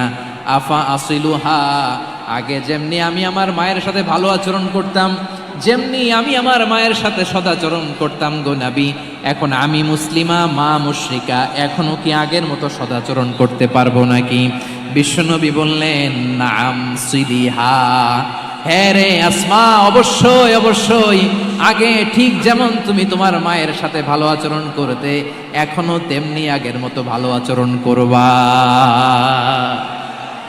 আওয়াজ করে পড়েন সুবহানাল্লাহ। কি ইসলাম আমরা পেয়েছি! কত ব্রড মাইন্ডেড আমাদের ইসলাম, কত ওপেন মাইন্ডেড ইসলাম, কত ওপেন আপ করতে পারে, চিন্তা করতে পারেন। বিষ্ণু বললেন হ্যাঁ অবশ্যই, নাম সুলিহা, আগে যেমনি ভালো আচরণ করছো আসমা এখন ওইরকমই করো, পারলে আরো বাড়াই করো। সুবহানাল্লাহ বলেন। তাহলে আমার যে হিন্দু ভাইরা হিন্দু বোনেরা ইমানের বদৌলতে দৌলতে আপনি ধন্য হয়েছেন, আপনার আম্মা আব্বা এখনো মুসলমান হয় নাই, তাদের জন্য দোয়া করেন। তাদের জন্য দোয়া করেন, আল্লাহ যেন তাদেরকেও ইমানের দৌলত দান করে। আমরা সবাই পড়ি আমিন, আরো জোরে পড়েন আমিন। এখন বলেন, ইসলাম কি ন্যারো মাইন্ডেড রিলিজিয়ান না ব্রড মাইন্ডেড? লালমনিরহাটের যুবক ভাইরা আওয়াজ করো, ইসলাম কি ন্যারো মাইন্ডেড না ব্রড মাইন্ডেড? কতটা ব্রড মাইন্ডেড দেখেন, বিশ্বনবী সাল্লাল্লাহু আলাইহি সাল্লাম অমুসলিমরা যদি নবীকে উপহার দিত, ওই উপহারও বিশ্বনবী গ্রহণ করতেন। সুবহানাল্লাহ পড়েন। আপনার অমুসলিম বন্ধু যদি উপহার দেয়, সেটাও আপনি নিতে পারবেন, যেটা নেওয়া যায়। কিন্তু আপনার বন্ধু যদি আপনার মদের বোতল দেয়, নিতে পারবেন? হ্যাঁ, মদের বোতল দিলে পারবেন না। আপনার বন্ধু যদি আপনার পর্ক দেয়, পর্ক, শুকরের গোশত মিশ্রিত কোনো খাবার, ওটা নিতে পারবেন না। হালাল যে কোনো জিনিস নিতে পারবেন। বিশ্বনবী সাল্লাল্লাহু আলাইহি ওয়াসাল্লাম অমুসলিমদের দেয়া হাদিয়া গ্রহণ করতেন। কেমন নবী ছিলেন? আমার নবীরে চিনে নেন, আমার নবীর অ্যাটিটিউড জেনে নেন। বিশ্বনবী সাল্লাল্লাহু আলাইহি ওয়াসাল্লাম যখন কোনো জনপদে যেতেন, 3টা অপশন নিয়ে যেতেন। প্রিয় ভাইয়ের আওয়াজ করে বলতে হবে, কোন জনপদে গেলে আমার নবীর অপশন থাকতো কয়টা? আমার মতো 3 আঙ্গুল উঁচু করে দেখান আর বলুন, আমার নবী কোন জনপদে গেলে কয়টা অপশন নিয়ে যেতেন? 1 নাম্বার অপশন আসলিম তাসলাম। নতুন এলাকায় গেলে বলতেন আসলিম তাসলাম, ইসলাম ধর্ম গ্রহণ করো, শান্তিতে থাকবা, আমার ভাই হয়ে যাবা, আমরা ভাই ভাই। ইসলাম মানো, আমরা ভাই ভাই। অপশন নাম্বার কত? 1। যদি বলে না ইসলাম মানবো না, ওকে, অপশন নাম্বার 2, মুসলিম হওয়ার দরকার নাই, লা ইকরাহা ফিদ্দিন, ইসলামে কোনো বাড়াবাড়ি নাই। খ্রিস্টান আছো থাকো, বৌদ্ধ আছো থাকো, ইহুদি থাকতে চাও থাকো, কিন্তু আমরা যেহেতু রিজিওনাল সুপার পাওয়ার, আমাদের আন্ডারে থাকো, ট্যাক্স দিয়া থাকো, এটার বলে জিজিয়া। আলেম যারা আছেন বুঝবেন, এটার আরবিতে কি বলে? জিজিয়া। You pay us the tax, we will give you the security. তোমরা ট্যাক্স দিবা, আমরা সিকিউরিটি দিব, আমাদের আওতায় থাকবা, কেউ তোমাদেরকে আক্রমণ করতে পারবে না, আমরা নিরাপত্তা দিব। সুবহানাল্লাহ বলেন। এটা অপশন নাম্বার কত? আচ্ছা, বুঝে থাকলে বলেন, 1 নাম্বার অপশন কি ছিল? ইসলাম। ইসলাম মানো, শান্তিতে থাকবা, ভাই ভাই, আমরা ভাই ভাই। অপশন নাম্বার 2, ট্যাক্স দাও, আমরা নিরাপত্তা দিব, মুসলিম হওয়া লাগবে না। এখন 1 নাম্বারও মানে না, 2 নাম্বারও মানে না, মুসলিম হব না, ভালো, খ্রিস্টান থাকো, ট্যাক্স দাও, আমরা সিকিউরিটি দিব না, এইটাও মানি না। বিষ্ণু বলেন, তাহলে তলোয়ার আমাদের আর তোমাদের মাঝে ফয়সালা করবে। মুসলিমও হব না, ট্যাক্স দিবা, নিরাপত্তা দিব, আমরা সুপার পাওয়ার, আমাদের আন্ডারে থাকবে, এইটাও না। তাহলে তোমাদেরকে তো আমরা বিশ্বাস করতে পারি না, কখন না কখন বিশ্বাসঘাতকতা করো, কার সাথে মিলে হাত মিলাও। অধিকাংশ ক্ষেত্রেই বিশ্বনবীর সুন্দর আচরণ দেখে, আরে আমার নবীর যে নুরানি চেহারা, অনেকে তো কেবল সিরেফ চেহারাটা দেখেই কালিমা পড়ে মুসলমান হয়ে গিয়েছে। যারা মুসলিম হয় নাই, তারা তাদের ইসলামেই বলবৎ ছিল, ট্যাক্স দিয়ে ইসলামের আন্ডারে ছিল। বিষ্ণু ইসলাম 7ম হিজরিতে যখন খায়বার বিজয়ের পরে ইসলাম রিজিওনাল সুপার পাওয়ার হিসেবে আত্মপ্রকাশ করলো, বিশ্বনবী চিঠি লিখলেন অন্যান্য সুপার পাওয়ারের কাছে, রাষ্ট্রীয় চিঠি লেখে এক রাষ্ট্রপ্রধান আরেক রাষ্ট্রপ্রধানের কাছে। ঠিক কিনা বলেন? জানেন না আপনারা? এই যে 24-এর ছাত্র নাগরিক অভ্যুত্থানে, এই অভ্যুত্থান যখন শুরু হয়, আমি তখন সাউথ আফ্রিকাতে, একটা স্ট্যাটাস দিয়েছিলাম, কোটা নয়, গোটা দেশ সংস্কার করা লাগবে। শুধু বাংলাদেশ নয়, সারা বিশ্বের বাংলা ভাষাভাষী লোকেরা এই আন্দোলনের সাথে সমর্থন তারা করেছে, এটাকে সাপোর্ট করেছে, তারা সমর্থন দিয়েছে। আমাদের ইউনাইটেড আরব আমিরাতের বাংলাদেশি ভাইয়েরা, তারা সেখানে রাস্তায় নেমে এসেছিল, জানেন? ওইখানে ডেমনস্ট্রেশন করা যায় না, সেখানকার সরকার তাদেরকে যাবজ্জীবন দিয়েছিল। তখন আমাদের এই যে প্রধান উপদেষ্টা ডক্টর মোহাম্মদ ইউনূস সরাসরি G2G বলে, এটারে G2G, government to government, G2G, উনি চিঠি লিখলেন যে তাদেরকে, ইউর হাইনেস, হে সম্মানিত আমির, আপনি আমার এই চিঠির কারণে আমার সম্মানে এই 53 জন বাংলাদেশিকে মাফ করে দেন। এই চিঠির বদৌলতে বেকসুর খালাস পেয়ে গিয়েছিল আমাদের ভাইরা। জানেন না এই ঘটনা আপনারা? তাহলে গভর্নমেন্ট টু গভর্নমেন্ট চিঠি দেওয়া হয়। 7ম হিজরিতে বিষ্ণু ইসলাম সব সুপার পাওয়ারের কাছে চিঠি দিলেন, রোমান সম্রাটের কাছে, পারস্য অধিপতির কাছে, মিশরের অধিপতির কাছে, সবার কাছে চিঠি লিখলেন। চিঠির ভাষা ছিল এরকম, মিন মুহাম্মাদিন রাসূলিল্লাহ ইলা মুকাউকিস আযীমিল কিবত, মুহাম্মদ রাসূলুল্লাহর পক্ষ থেকে মিশরের বাদশার কাছে, আসলিম তাসলাম, ইসলাম মানো শান্তিতে থাকবা, সালামুন আলা মান ইত্তাবা আল হুদা, শান্তি তার জন্য যে হেদায়েতের অনুসরণ করে। সুবহানাল্লাহ পড়েন। তো এই চিঠি অনেকে ভালোভাবে রিসিভ করেছে, অনেকে এই চিঠি পাওয়ার পরে নবীর কাছে আবার ইন রিটার্ন উপহার পাঠিয়েছে। কি পাঠিয়েছে? উপহার। মিশরের বাদশা মুকাউকিস তিনি বিশ্বনবীকে বিশাল এক উপহারের ডালি পাঠিয়েছেন। মিশরের বাদশা মুকাউকিস ছিলেন ধর্মে খ্রিস্টান। লালমনিরহাটের ভাইয়েরা আওয়াজ করে বলেন, মিশরের বাদশা ধর্মে কি ছিল? খ্রিস্টান। কি উপহার দিয়েছিল আমার নবীকে? শুনতে মনে চায়? আওয়াজ নাই লালমনিরহাটের গলায়, শুনতে মনে যায়? 1000 স্বর্ণ মুদ্রা, 1000 স্বর্ণ মুদ্রা। 2টা খ্রিস্টান দাসী, একজনের নাম মারিয়া বিনতে শামউন আল কিবতিয়া, আরেকজনের নাম সিরিন বিনতে শামউন আল কিবতিয়া। একজন খ্রিস্টান দাস 20 থান কাপড় জামা বানানোর জন্য, আমরা নবী যেন সেলাই করে জামা বানাতে পারে এজন্য 20 থান কাপড়, 20 থান ফাইন গার্মেন্ট। সুবহানাল্লাহ বলবেন না? এরপরে একটা গাধা যেটার নাম ছিল উফাইর, আর একটা খচ্চর, এটার নাম ছিল দুলদুল। খচ্চর চিনেন? গাধা আর ঘোড়ার ক্রসিং এ যে প্রাণীটা দুনিয়াতে আসে ওটার খচ্চর বলে। তো এই যে সুপার পাওয়ার খ্রিস্টান বাদশার কাছে নবী চিঠি লিখলেন, ওই খ্রিস্টান বাদশা আমার নবীকে উপহার দিল। বিশ্বনবী এই উপহারগুলো সানন্দে গ্রহণ করেছে। সুবহানাল্লাহ পড়বেন না? তাহলে অমুসলিম কেউ যদি আপনাকে উপহার দেয়, হালাল উপহার হলে আপনি গ্রহণ করতে পারবেন। অনুরূপভাবে পারস্যের বাদশা, রোম সম্রাট বিশ্বনবীকে উপহার পাঠিয়েছেন। আমার নবী সবগুলো উপহার গিফট গ্রহণ করেছেন। সুবহানাল্লাহ বলেন। তাহলে প্রিয় লালমনিরহাট আওয়াজ করে বলুন, ইসলাম কি ন্যারো মাইন্ডেড রিলিজিয়ন না ব্রড মাইন্ডেড? আম্মাজান আয়েশার কাছে মাসালা জানতে চায় মেয়েরা, হে আম্মাজান, অগ্নি উপাসকেরা তাদের ঈদের দিন নওরোজের সময় আমাদেরকে পাখি দেয়, নেওয়া যাবে? উনি বললেন, ওরা জবাই করে দিলে নেওয়া যাবে না, কিন্তু ওরা যদি ফলমূল এরকম খাবার দেয় এগুলো নেওয়া যাবে। তার মানে অমুসলিমদের দেয়া উপহার এটা গ্রহণ করা যায়। সুবহানাল্লাহ বলেন। শুধু তাই নয়, বিষ্ণু ঈসা ইসলাম অমুসলিমদের সাথে আর্থিক লেনদেনও করেছেন, ফিনান্সিয়াল ডিলিং করেছেন। অমুসলিমদের সাথে প্রয়োজনে আপনি ফিনান্সিয়াল ডিলিং করতে পারবেন। আমরা প্রায় দেখি বাজারের মিষ্টির দোকানগুলো আমার হিন্দু ভাইদের। লালমনিরহাটে মিষ্টির দোকান, দইয়ের দোকান কারা চালায়? হিন্দুরা চালায় না। তারপরে যে বারবার শপ, চুল কাটে যে নাপিত, অধিকাংশ নাপিতের দোকানে কারা? আমার হিন্দু ভাইরা। তা আপনি চুল কাটতে পারবেন কিনা? পারবেন কিনা বলেন? পারবেন। তার দোকান থেকে দই মিষ্টি কিনতে পারবেন কিনা? হ্যাঁ, আমার মুসলিম ভাইয়ের দোকান থাকলে ওইটার আমি বেশি প্রায়োরিটি দিব, ঠিক কিনা? কিন্তু যদি তাদের সার্ভিস নিতে চান, প্রোডাক্ট নিতে চান, পারবেন। তার দলিল সহিহ বুখারী, আম্মা জান আয়েশা রাদিয়াল্লাহু তাআলা আনহা বলেন, ইশতারা রাসূলুল্লাহ সাল্লাল্লাহু আলাইহি ওয়াসাল্লাম মিন ইয়াহুদিয়িন তুআমান ওয়া রাহানাহু দিরআহু মিন হাদিদ। রাসূল সাল্লাল্লাহু আলাইহি ওয়াসাল্লাম এক ইহুদির কাছ থেকে, কার কাছ থেকে? সবাই বলে নাই কার কাছ থেকে? আমার নবী, পেয়ারা নবী এক ইহুদির কাছ থেকে জব কিনেছিল। জব, বার্লি, যেটা দিয়ে রুটি বানায়। ওই জবের দাম দেওয়ার টাকা পয়সা নবীর কাছে ছিল না। ফলে নবী ওনার একটা পোশাককে মর্গেজ রেখেছিলেন, মর্গেজ, বন্ধক, যে এখন এটার দাম দিতে পারবো না, কয়েক কেজি বার্লি নিয়ে যাই আর বন্ধক হিসেবে আমার জামাটা রেখে গেলাম, যেদিন দাম দিব ওই দিন জামাটা ছুটাই নিয়ে যাব। সুবহানাল্লাহ পড়বেন না? বাকিতে নিছিলেন, বাকিতে।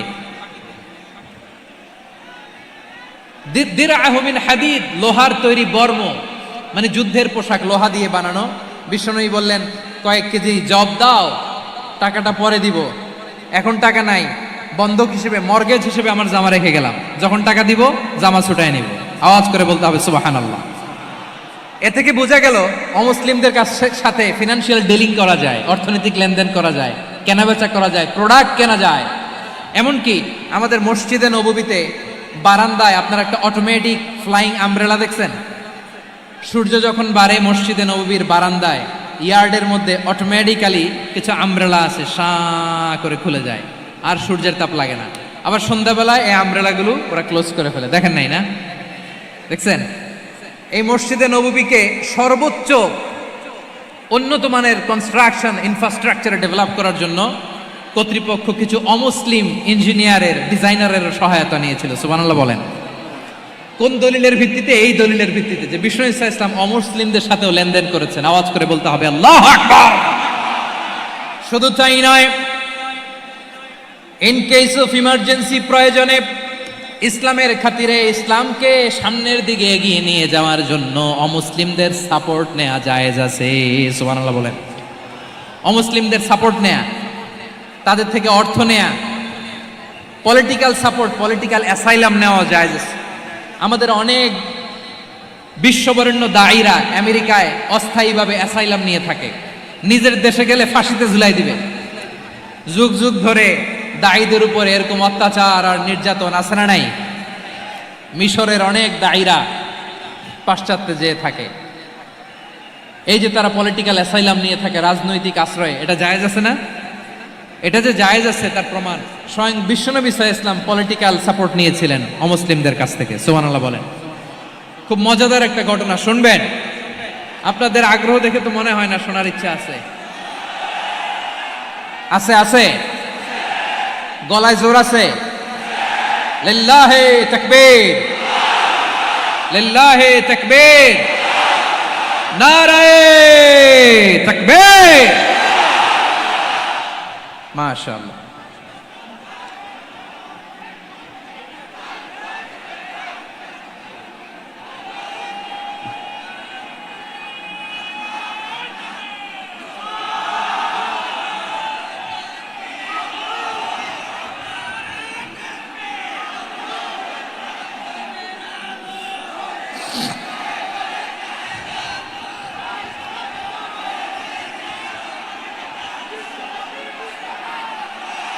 মাশাআল্লাহ মাশাআল্লাহ। থামুন থামুন আমার ভাইরা, বিশ্বনবীর বয়স তখন প্রায় 51 বছর। কত বছর? বিশ্বনবীর সবচেয়ে কাছের মানুষ খাদিজা রাদিয়াল্লাহু তাআলা আনহা ইন্তেকাল করেছেন। বিশ্বনবী বড্ড কষ্ট পেলেন, হৃদয়টা ভেঙে খান খান। যিনি ঘরের ভেতরে বিশ্বনবীকে সান্ত্বনা দিতেন, ভালোবাসা দিতেন, বাইরে গেলে কুরাইশরা বকাঝকা করে, অত্যাচার করে, কিন্তু আম্মাজান খাদিজা রাদিয়াল্লাহু তাআলা আনহা ঘরটারে এমন শান্তির নীড় বানায় রেখেছেন, এই ঘরের ভিতরে ঢুকলে বিশ্বনবীর কলিজাটা ঠান্ডা হয়ে যেত। এজন্য রব্বুল আলামিন বলেন, খাদিজা, ও আমার বান্দি খাদিজা, জান্নাতে এমন স্পেশাল একটা ঘর আমি তোমার জন্য রেডি করে রেখেছি। ওই ঘরের মধ্যে কোনো আওয়াজ নাই, ওই ঘরের মধ্যে কোনো নয়েজ নাই, ওই ঘরে কোনো বিশৃঙ্খলা নাই। কারণ মক্কার জমিনে আমার নবী কুরাইশদের বিশৃঙ্খলা, নয়েজ আর ঝামেলাগুলোকে উপেক্ষা করে যখন তোমার ঘরের ভিতরে ঢুকতো, ঘরটারে তুমি শান্তির নীড়, ঠান্ডা, নীরব, নিস্তব্ধ, নিঝুম আর শান্তির নীড় বানিয়ে রেখেছ। এজন্য জান্নাতে স্পেশাল একটা শান্তির নীড় আমি তোমারে উপহার দেব। ওই প্রিয়তমা স্ত্রী খাদিজা ইন্তেকাল করলেন, বিশ্বনবীর হৃদয় ভেঙে খান খান। আবার ওনার চাচা আবু তালেব ইন্তেকাল করলেন, যিনি পলিটিক্যাল শেল্টার দিতেন নবীকে। কে দিতেন? আবু তালেবের ভয়ে, বিশ্বনবীর এই চাচার ভয়ে কোনো মুশরিক নবীর গায়ে হাত দেওয়ার সাহস পায় নাই। এখন স্ত্রীও নাই, চাচাও নাই, নবীকে আশ্রয় দেওয়ার কেউ নাই। নবীর চারদিকে অন্ধকার, নবী এখন কই যাবেন? আমার পেয়ারা নবী নতুন স্টেশন খুঁজতেছেন, নতুন দাওয়াতি প্ল্যাটফর্ম খুঁজতেছেন। তিনি যায়েদ বিন হারেসা রাদিয়াল্লাহু তাআলা আনহুকে নিয়ে মক্কার পাশের একটা নেইবরিং সিটি তায়েফে চলে গেলেন। কোথায় চলে গেলেন? লালমনিরহাটের ভাইয়ের আওয়াজ করে বলেন, কোথায় গেলেন? তায়েফে চলে গেলেন দিনের দাওয়াত দেওয়ার জন্য। কি দেওয়ার জন্য? নাকি জমি কিনতে গেছিলেন? জমি কিনতে, দুনিয়ার যশ খ্যাতির জন্য, নিজের কোনো লাভের জন্য? তায়েফবাসীদেরকে জাহান্নামের আগুন থেকে বাঁচানোর জন্য। আওয়াজ করে বলতে হবে ঠিক কিনা? বিশ্বনবী বিশাল মরুপথ, পাহাড়ি পথ পাড়ি দিয়ে তায়েফের মরুজমিনে গেলেন কোরআনের দাওয়াত নিয়ে, ইমানের দাওয়াত নিয়ে। কিন্তু তায়েফের লোকেরা বিশ্বনবীর দাওয়াতকে শুধু প্রত্যাখ্যান করেই থামে নাই, তারা বিশ্বনবীর সাথে অত্যন্ত খারাপ আচরণ করেছে।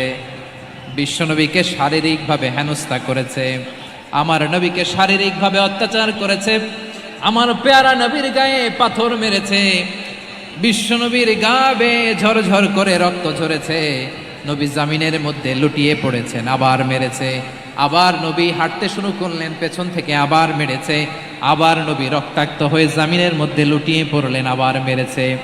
বিশ্বনবীর মতো এত সুশ্রী মানব, বিশ্বনবীর মতো এত শুভ্র মানব, বিশ্বনবীর মতো এমন চমৎকার দেহাবয়ব দিয়ে রব্বুল আলামিন কাউকে বানান নাই।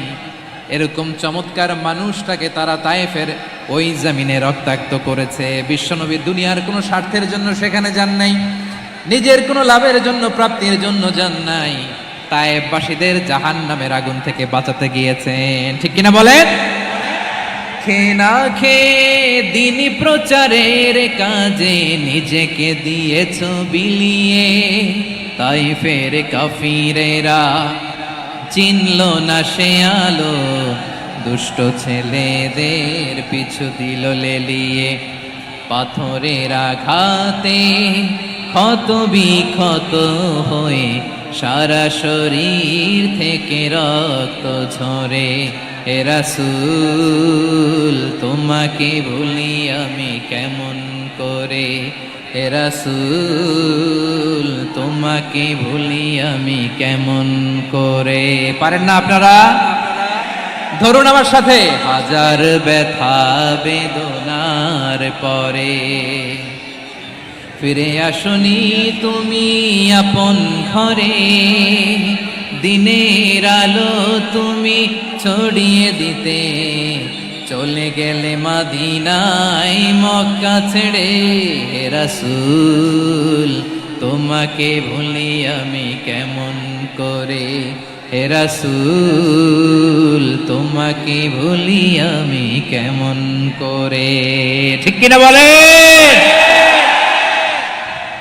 প্রিয় ভাইরা, তাইফের ছেলেরা নবীকে রক্তাক্ত করলো। আমার নবী কই যাবে? কই যাবে? মক্কায় জায়গা নাই, তাইফে জায়গা নাই। তাইফ থেকে ভারাক্রান্ত মন নিয়ে আমার নবী মক্কায় ফিরে আসলেন।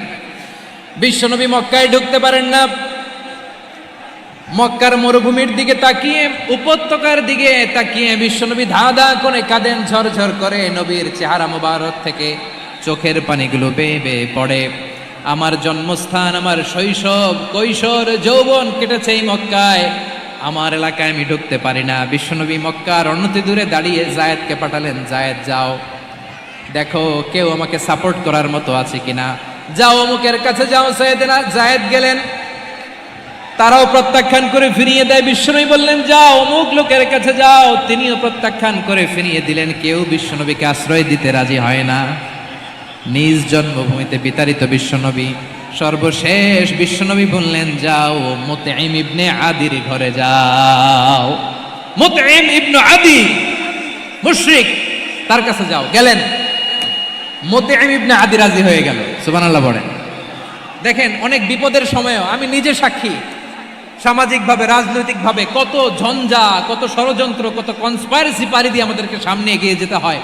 এই শত্রুদের ভেতরেও একজনকে দাঁড় করিয়ে দেয় যে আল্লাহর কোরআনের জন্য রেডি হয়ে যায়। পড়েন সুবহানাল্লাহ। মুতঈম ইবনে আদি, আল্লাহ তার মনকে নরম করে দিলেন। মুতঈম বলে, মুহাম্মদ আমি তোমাকে আশ্রয় দিব। তার দুই ছেলেকে পাঠালেন, যাও খোলা তলোয়ার নিয়ে, স্কট দিয়ে, গার্ড অফ অনার দিয়ে মুহাম্মদকে মক্কায় ঢুকাও, আর বলো আমি আমান দেব। আমান কি দিব? আমান মানে সিকিউরিটি, নিরাপত্তা। সিকিউরিটি ছাড়া, আমান দেওয়া ছাড়া কেউ থাকতে পারতো না মক্কায়। দুই ছেলে বিষ্ণু ইসা ইসলামকে নিয়ে আসলো। নবী কাবার চারদিকে তাওয়াফ করলেন, নামাজ পড়লেন। আবু জাহেল, উতবা, সাইবা, ওয়ালিদ ইবনে মুগীরা সবাই দেখে, কেউ কিছু করতে পারে না। কারণ মুতঈম ইবনে আদি ঘোষণা দিয়েছেন আমি মুহাম্মদকে আমান দিয়েছি, মুহাম্মদের গায়ে যেন কেউ স্পর্শ না করে। আওয়াজ করে পড়েন সুবহানাল্লাহ। নবীর এই বিপদকালে মুহূর্তে মুতঈমের হৃদয়টারে নরম করে দিল কে? আচ্ছা, লালমনির হাটের ভাইয়েরা বলেন, এই মুতঈম কি মুসলিম ছিল না মুশরিক? সবাই বলতে হবে মুসলিম না মুশরিক। তাহলে মুশরিকের কাছ থেকে নবী পলিটিক্যাল অ্যাসাইলাম, আধুনিক রাষ্ট্রবিজ্ঞানের ভাষায় পলিটিক্যাল অ্যাসাইলাম যেটাকে বলে, রাজনৈতিক আশ্রয়, ওনার আমান বা নিরাপত্তার এই ঘোষণায় তিনি মক্কায় ঢুকলেন। যতদিন নিরাপত্তা ছিল ছিলেন, মুতিম যখন মারা গেল, বিষ্ণু ইসলাম হিজরত করে মদিনায় চলে গেলেন, সুবহানাল্লাহ। কিন্তু মুতিম যে বিশ্বনবীর উপকার করছে এটা বিশ্বনবী ভুলে নাই। আমাদের অনেকে আছে উপকার করার পরে আর খেয়াল থাকে না, খাওয়ার পরে গলা দিয়ে নামলে আর খেয়াল থাকে না, এরকম আছে না নাই? আমার নবী ভুলে নাই। বদরের প্রান্তরে 70 জন কাফেরকে যখন বন্দি করে বিশ্বনবীর সামনে হাঁটু গেড়ে দাঁড় করানো হলো, বসানো হলো, 70 জন কাফের। কয়জন? বিশ্বনবী তাদের দিকে তাকিয়ে বললেন, সহিহ বুখারীর বর্ণনা, লাউ কানাল মুতি'ম ইবনে আদি হাইয়ান সুম্মা কাল্লামানি হাউলা ইন্নাতনা লা তারাকতুহুম লাহু। বদরের প্রান্তরে 70 জন বন্দি কাফিরের দিকে তাকিয়ে আমার নবী বললেন, আজকে মুতি'ম ইবনে আদি যদি বেঁচে থাকতো আর তোমাদের 70 জনের ব্যাপারে যদি মুতি'ম এক বাক্যে একটা সুপারিশ করত, তার সম্মানে আজকে তোদের সবাইরে আমি মাফ করে দিতাম। সুবহানাল্লাহ নাই?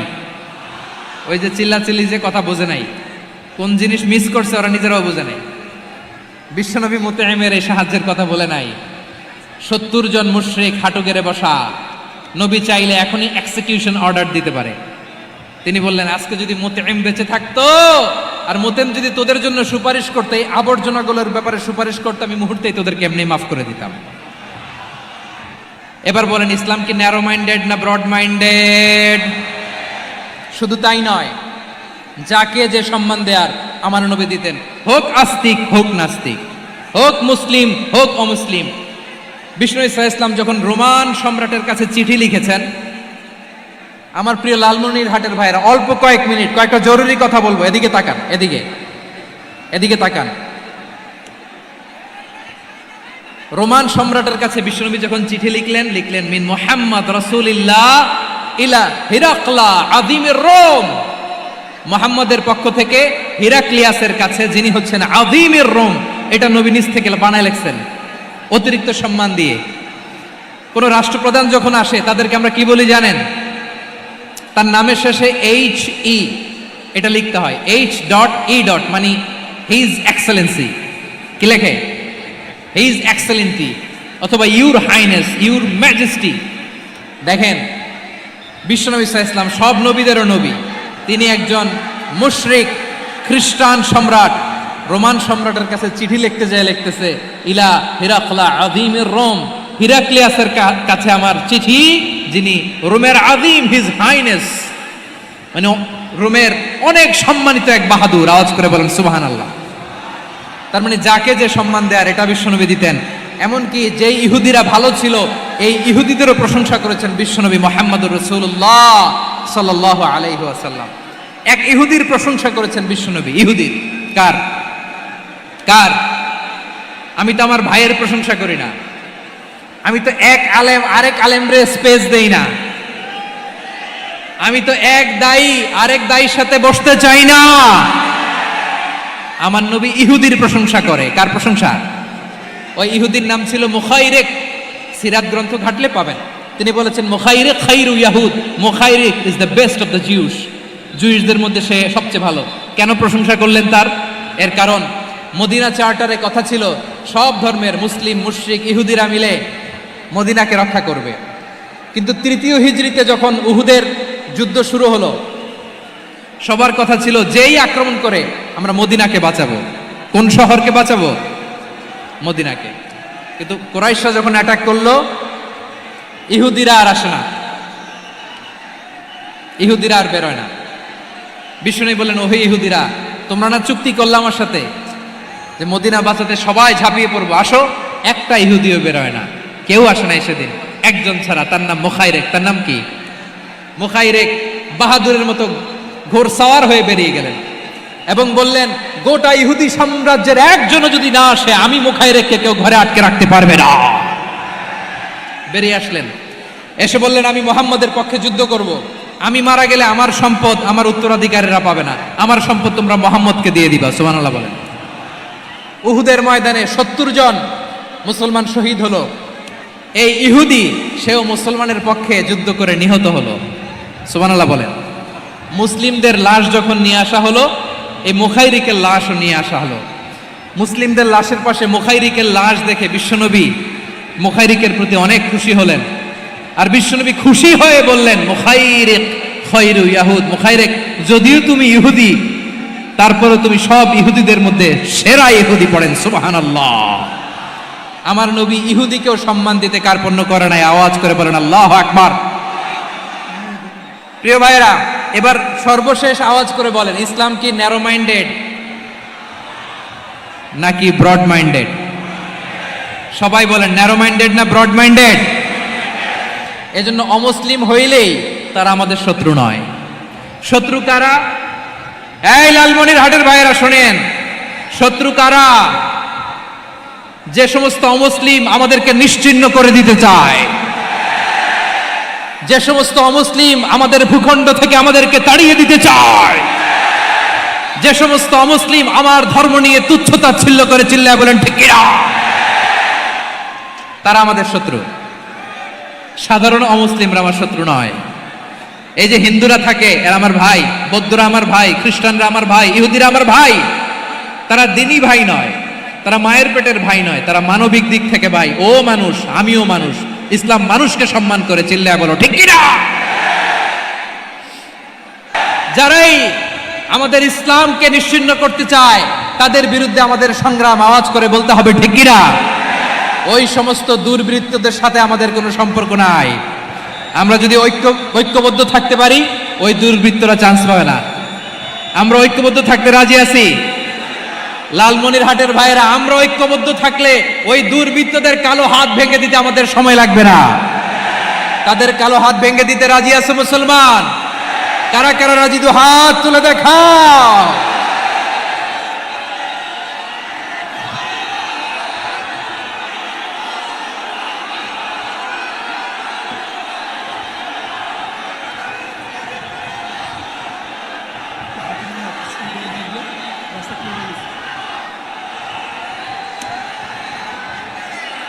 আমার প্রাণ প্রিয় লালমনিরহাটের ভাইরা, শত্রু কাফের আর অশত্রু কাফেরের মধ্যে পার্থক্য আছে না নাই? আবু তালেবও মুশরিক, আবু জাহেলও মুশরিক, কিন্তু দুই মুশরিকে পার্থক্য আছে না নাই?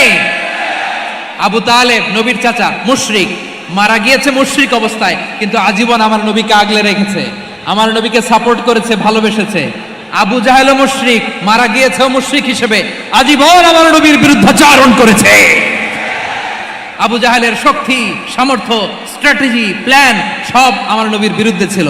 আবু জাহেলের কারণে একটা দিন শান্তিতে আমার নবী মক্কায় ঘুমাতে পারে নাই, চিল্লায় বলেন ঠিক কিনা।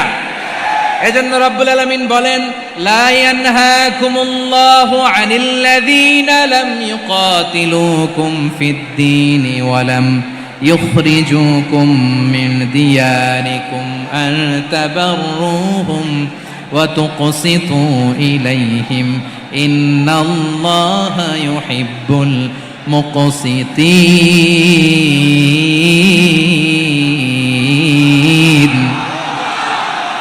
আল্লাহ বলে গোলামেরা শোনো শোনো, যে সমস্ত অমুসলিম তোমাদের সাথে ধর্মযুদ্ধে লিপ্ত হয় না, তোমাদের বিরুদ্ধে যে সমস্ত অমুসলিম অস্ত্র ধরে না, যে সমস্ত অমুসলিম তোমাদেরকে তোমাদের জন্মস্থান থেকে, ভূখণ্ড থেকে তাড়িয়ে দেয় না, তাদের সাথে ভালো আচরণ করতে আমি আল্লাহ নিষেধ করি নাই।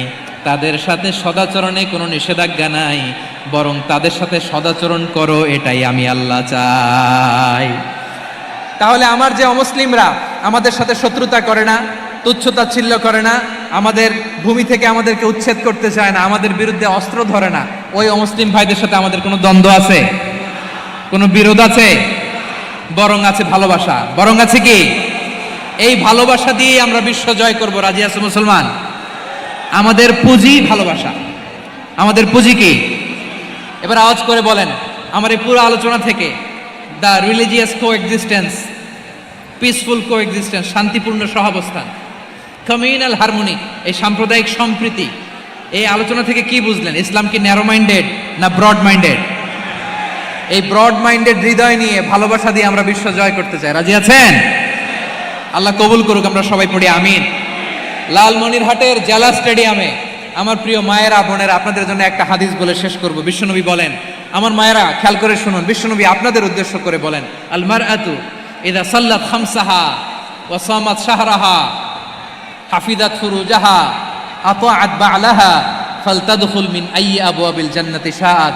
বিশ্বনবী বলেন, ও রমণীরা, ও নারীরা, যে সমস্ত নারী এই 4টা কাজ করবে, এই 4টা কাজের গ্যারান্টি দিবে, তাদেরকে জান্নাতের 8টা দরজার গ্যারান্টি দেয়া হবে। কি 4টা কাজ? 1 নাম্বার, আল মারআতু ইযা সাল্লাত খামসাহা, যে নারী 5 ওয়াক্ত নামাজ পড়ে। কি করে? জেলা স্টেডিয়ামে অবস্থানরত আমার নারীরা, বোনেরা, বিশ্বনবী আপনাদেরকে 4টা কাজের কথা বলেছেন, খুব বেশি না। 4টা করলে 8 জান্নাতের দরজা সব খোলা। কোনটা দিয়ে যাবেন? যেটা দিয়ে মনে চায়। 1 নাম্বার 5 ওয়াক্ত নামাজ। আমার বোনেরা জোহরের নামাজ পড়তে পড়তে এটা আসরে নিয়ে যায়, আসর পড়তে পড়তে এটা মাগরিবে নিয়ে যায়। এরকম আসরা নাই? লালমনিরহাটে হয়তো নাই। আমার বোনেরা এটা করবেন না। ইন্নাস সালাতা কানাত আলাল মুমিনিনা কিতাবাম মাওকুতা, সময় মতো পড়বেন। সামাত শাহরা, রমাদানের রোজাগুলো রাখবেন। হাফিজাত ফুরুজাহা, যে নারী তার চরিত্রকে হেফাজত করে, তার প্রাইভেট হেফাজত করে, তার লজ্জাস্থান হেফাজত করে। ও মায়েরা, আপনার এই গর্ভ যে কত দামি আপনি জানেন না। আপনার এই গর্ভ থেকে জন্মাবে আগামীর সালাহুদ্দিন আল আইয়ুবী। আপনার গর্ভ থেকেই জন্মাবে ইমাম আল মাহদি আল মুনতাযর। আপনার পেট থেকে জন্মাবে আবু সাইদের মতো বীর সৈনিক। আপনার পেট থেকে জন্মাবে মুগ্ধের মতো বীর মুজাহিদ। আপনি জানেন না কে আসবে আপনার পেট থেকে। সময়টাকে কাজে লাগান, ইসলামকে বুঝেন, মানেন, আমাদের ইসলামিক লেকচারগুলো শোনেন।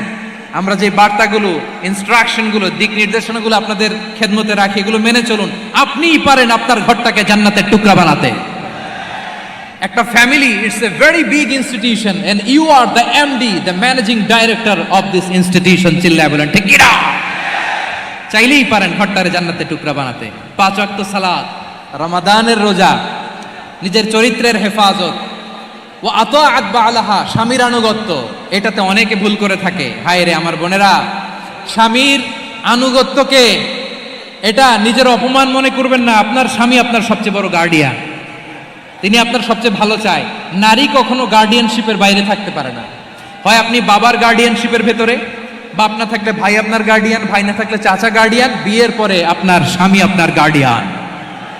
শরিয়া সম্মত স্বামীর আদেশগুলো আপনি মেনে চলবেন, কিন্তু শরিয়া বিরুদ্ধ কোনো আদেশ মানতে আপনি বাধ্য নয়। আওয়াজ করে বলুন সবাই ঠিক কিনা?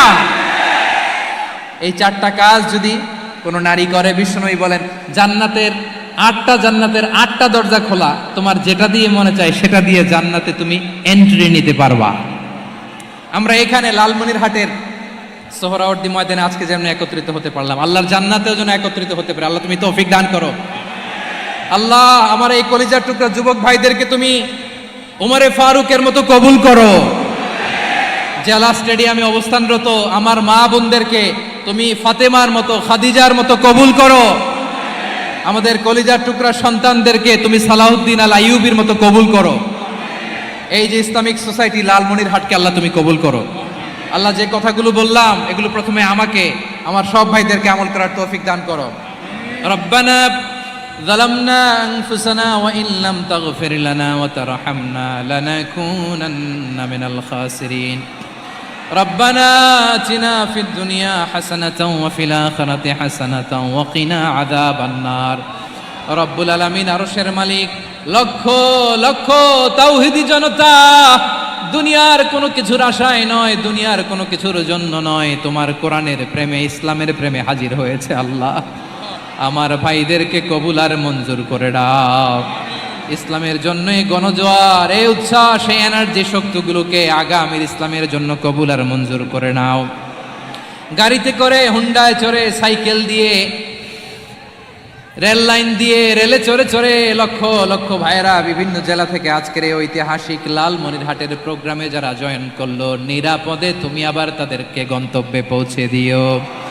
রব্বানা تقبل منا إنك أنت السميع العليم وتب علينا يا مولانا إنك أنت التواب الرحيم سبحان ربك رب العزة عما يصفون وسلام على المرسلين والحمد لله رب العالمين وجعل آخر كلامنا عند الموت لا إله ইল্লাল্লাহু মুহাম্মাদুর রাসূলুল্লাহ সাল্লাল্লাহু আলাইহি ওয়াসাল্লাম। আমার মোবাইল কোথায়?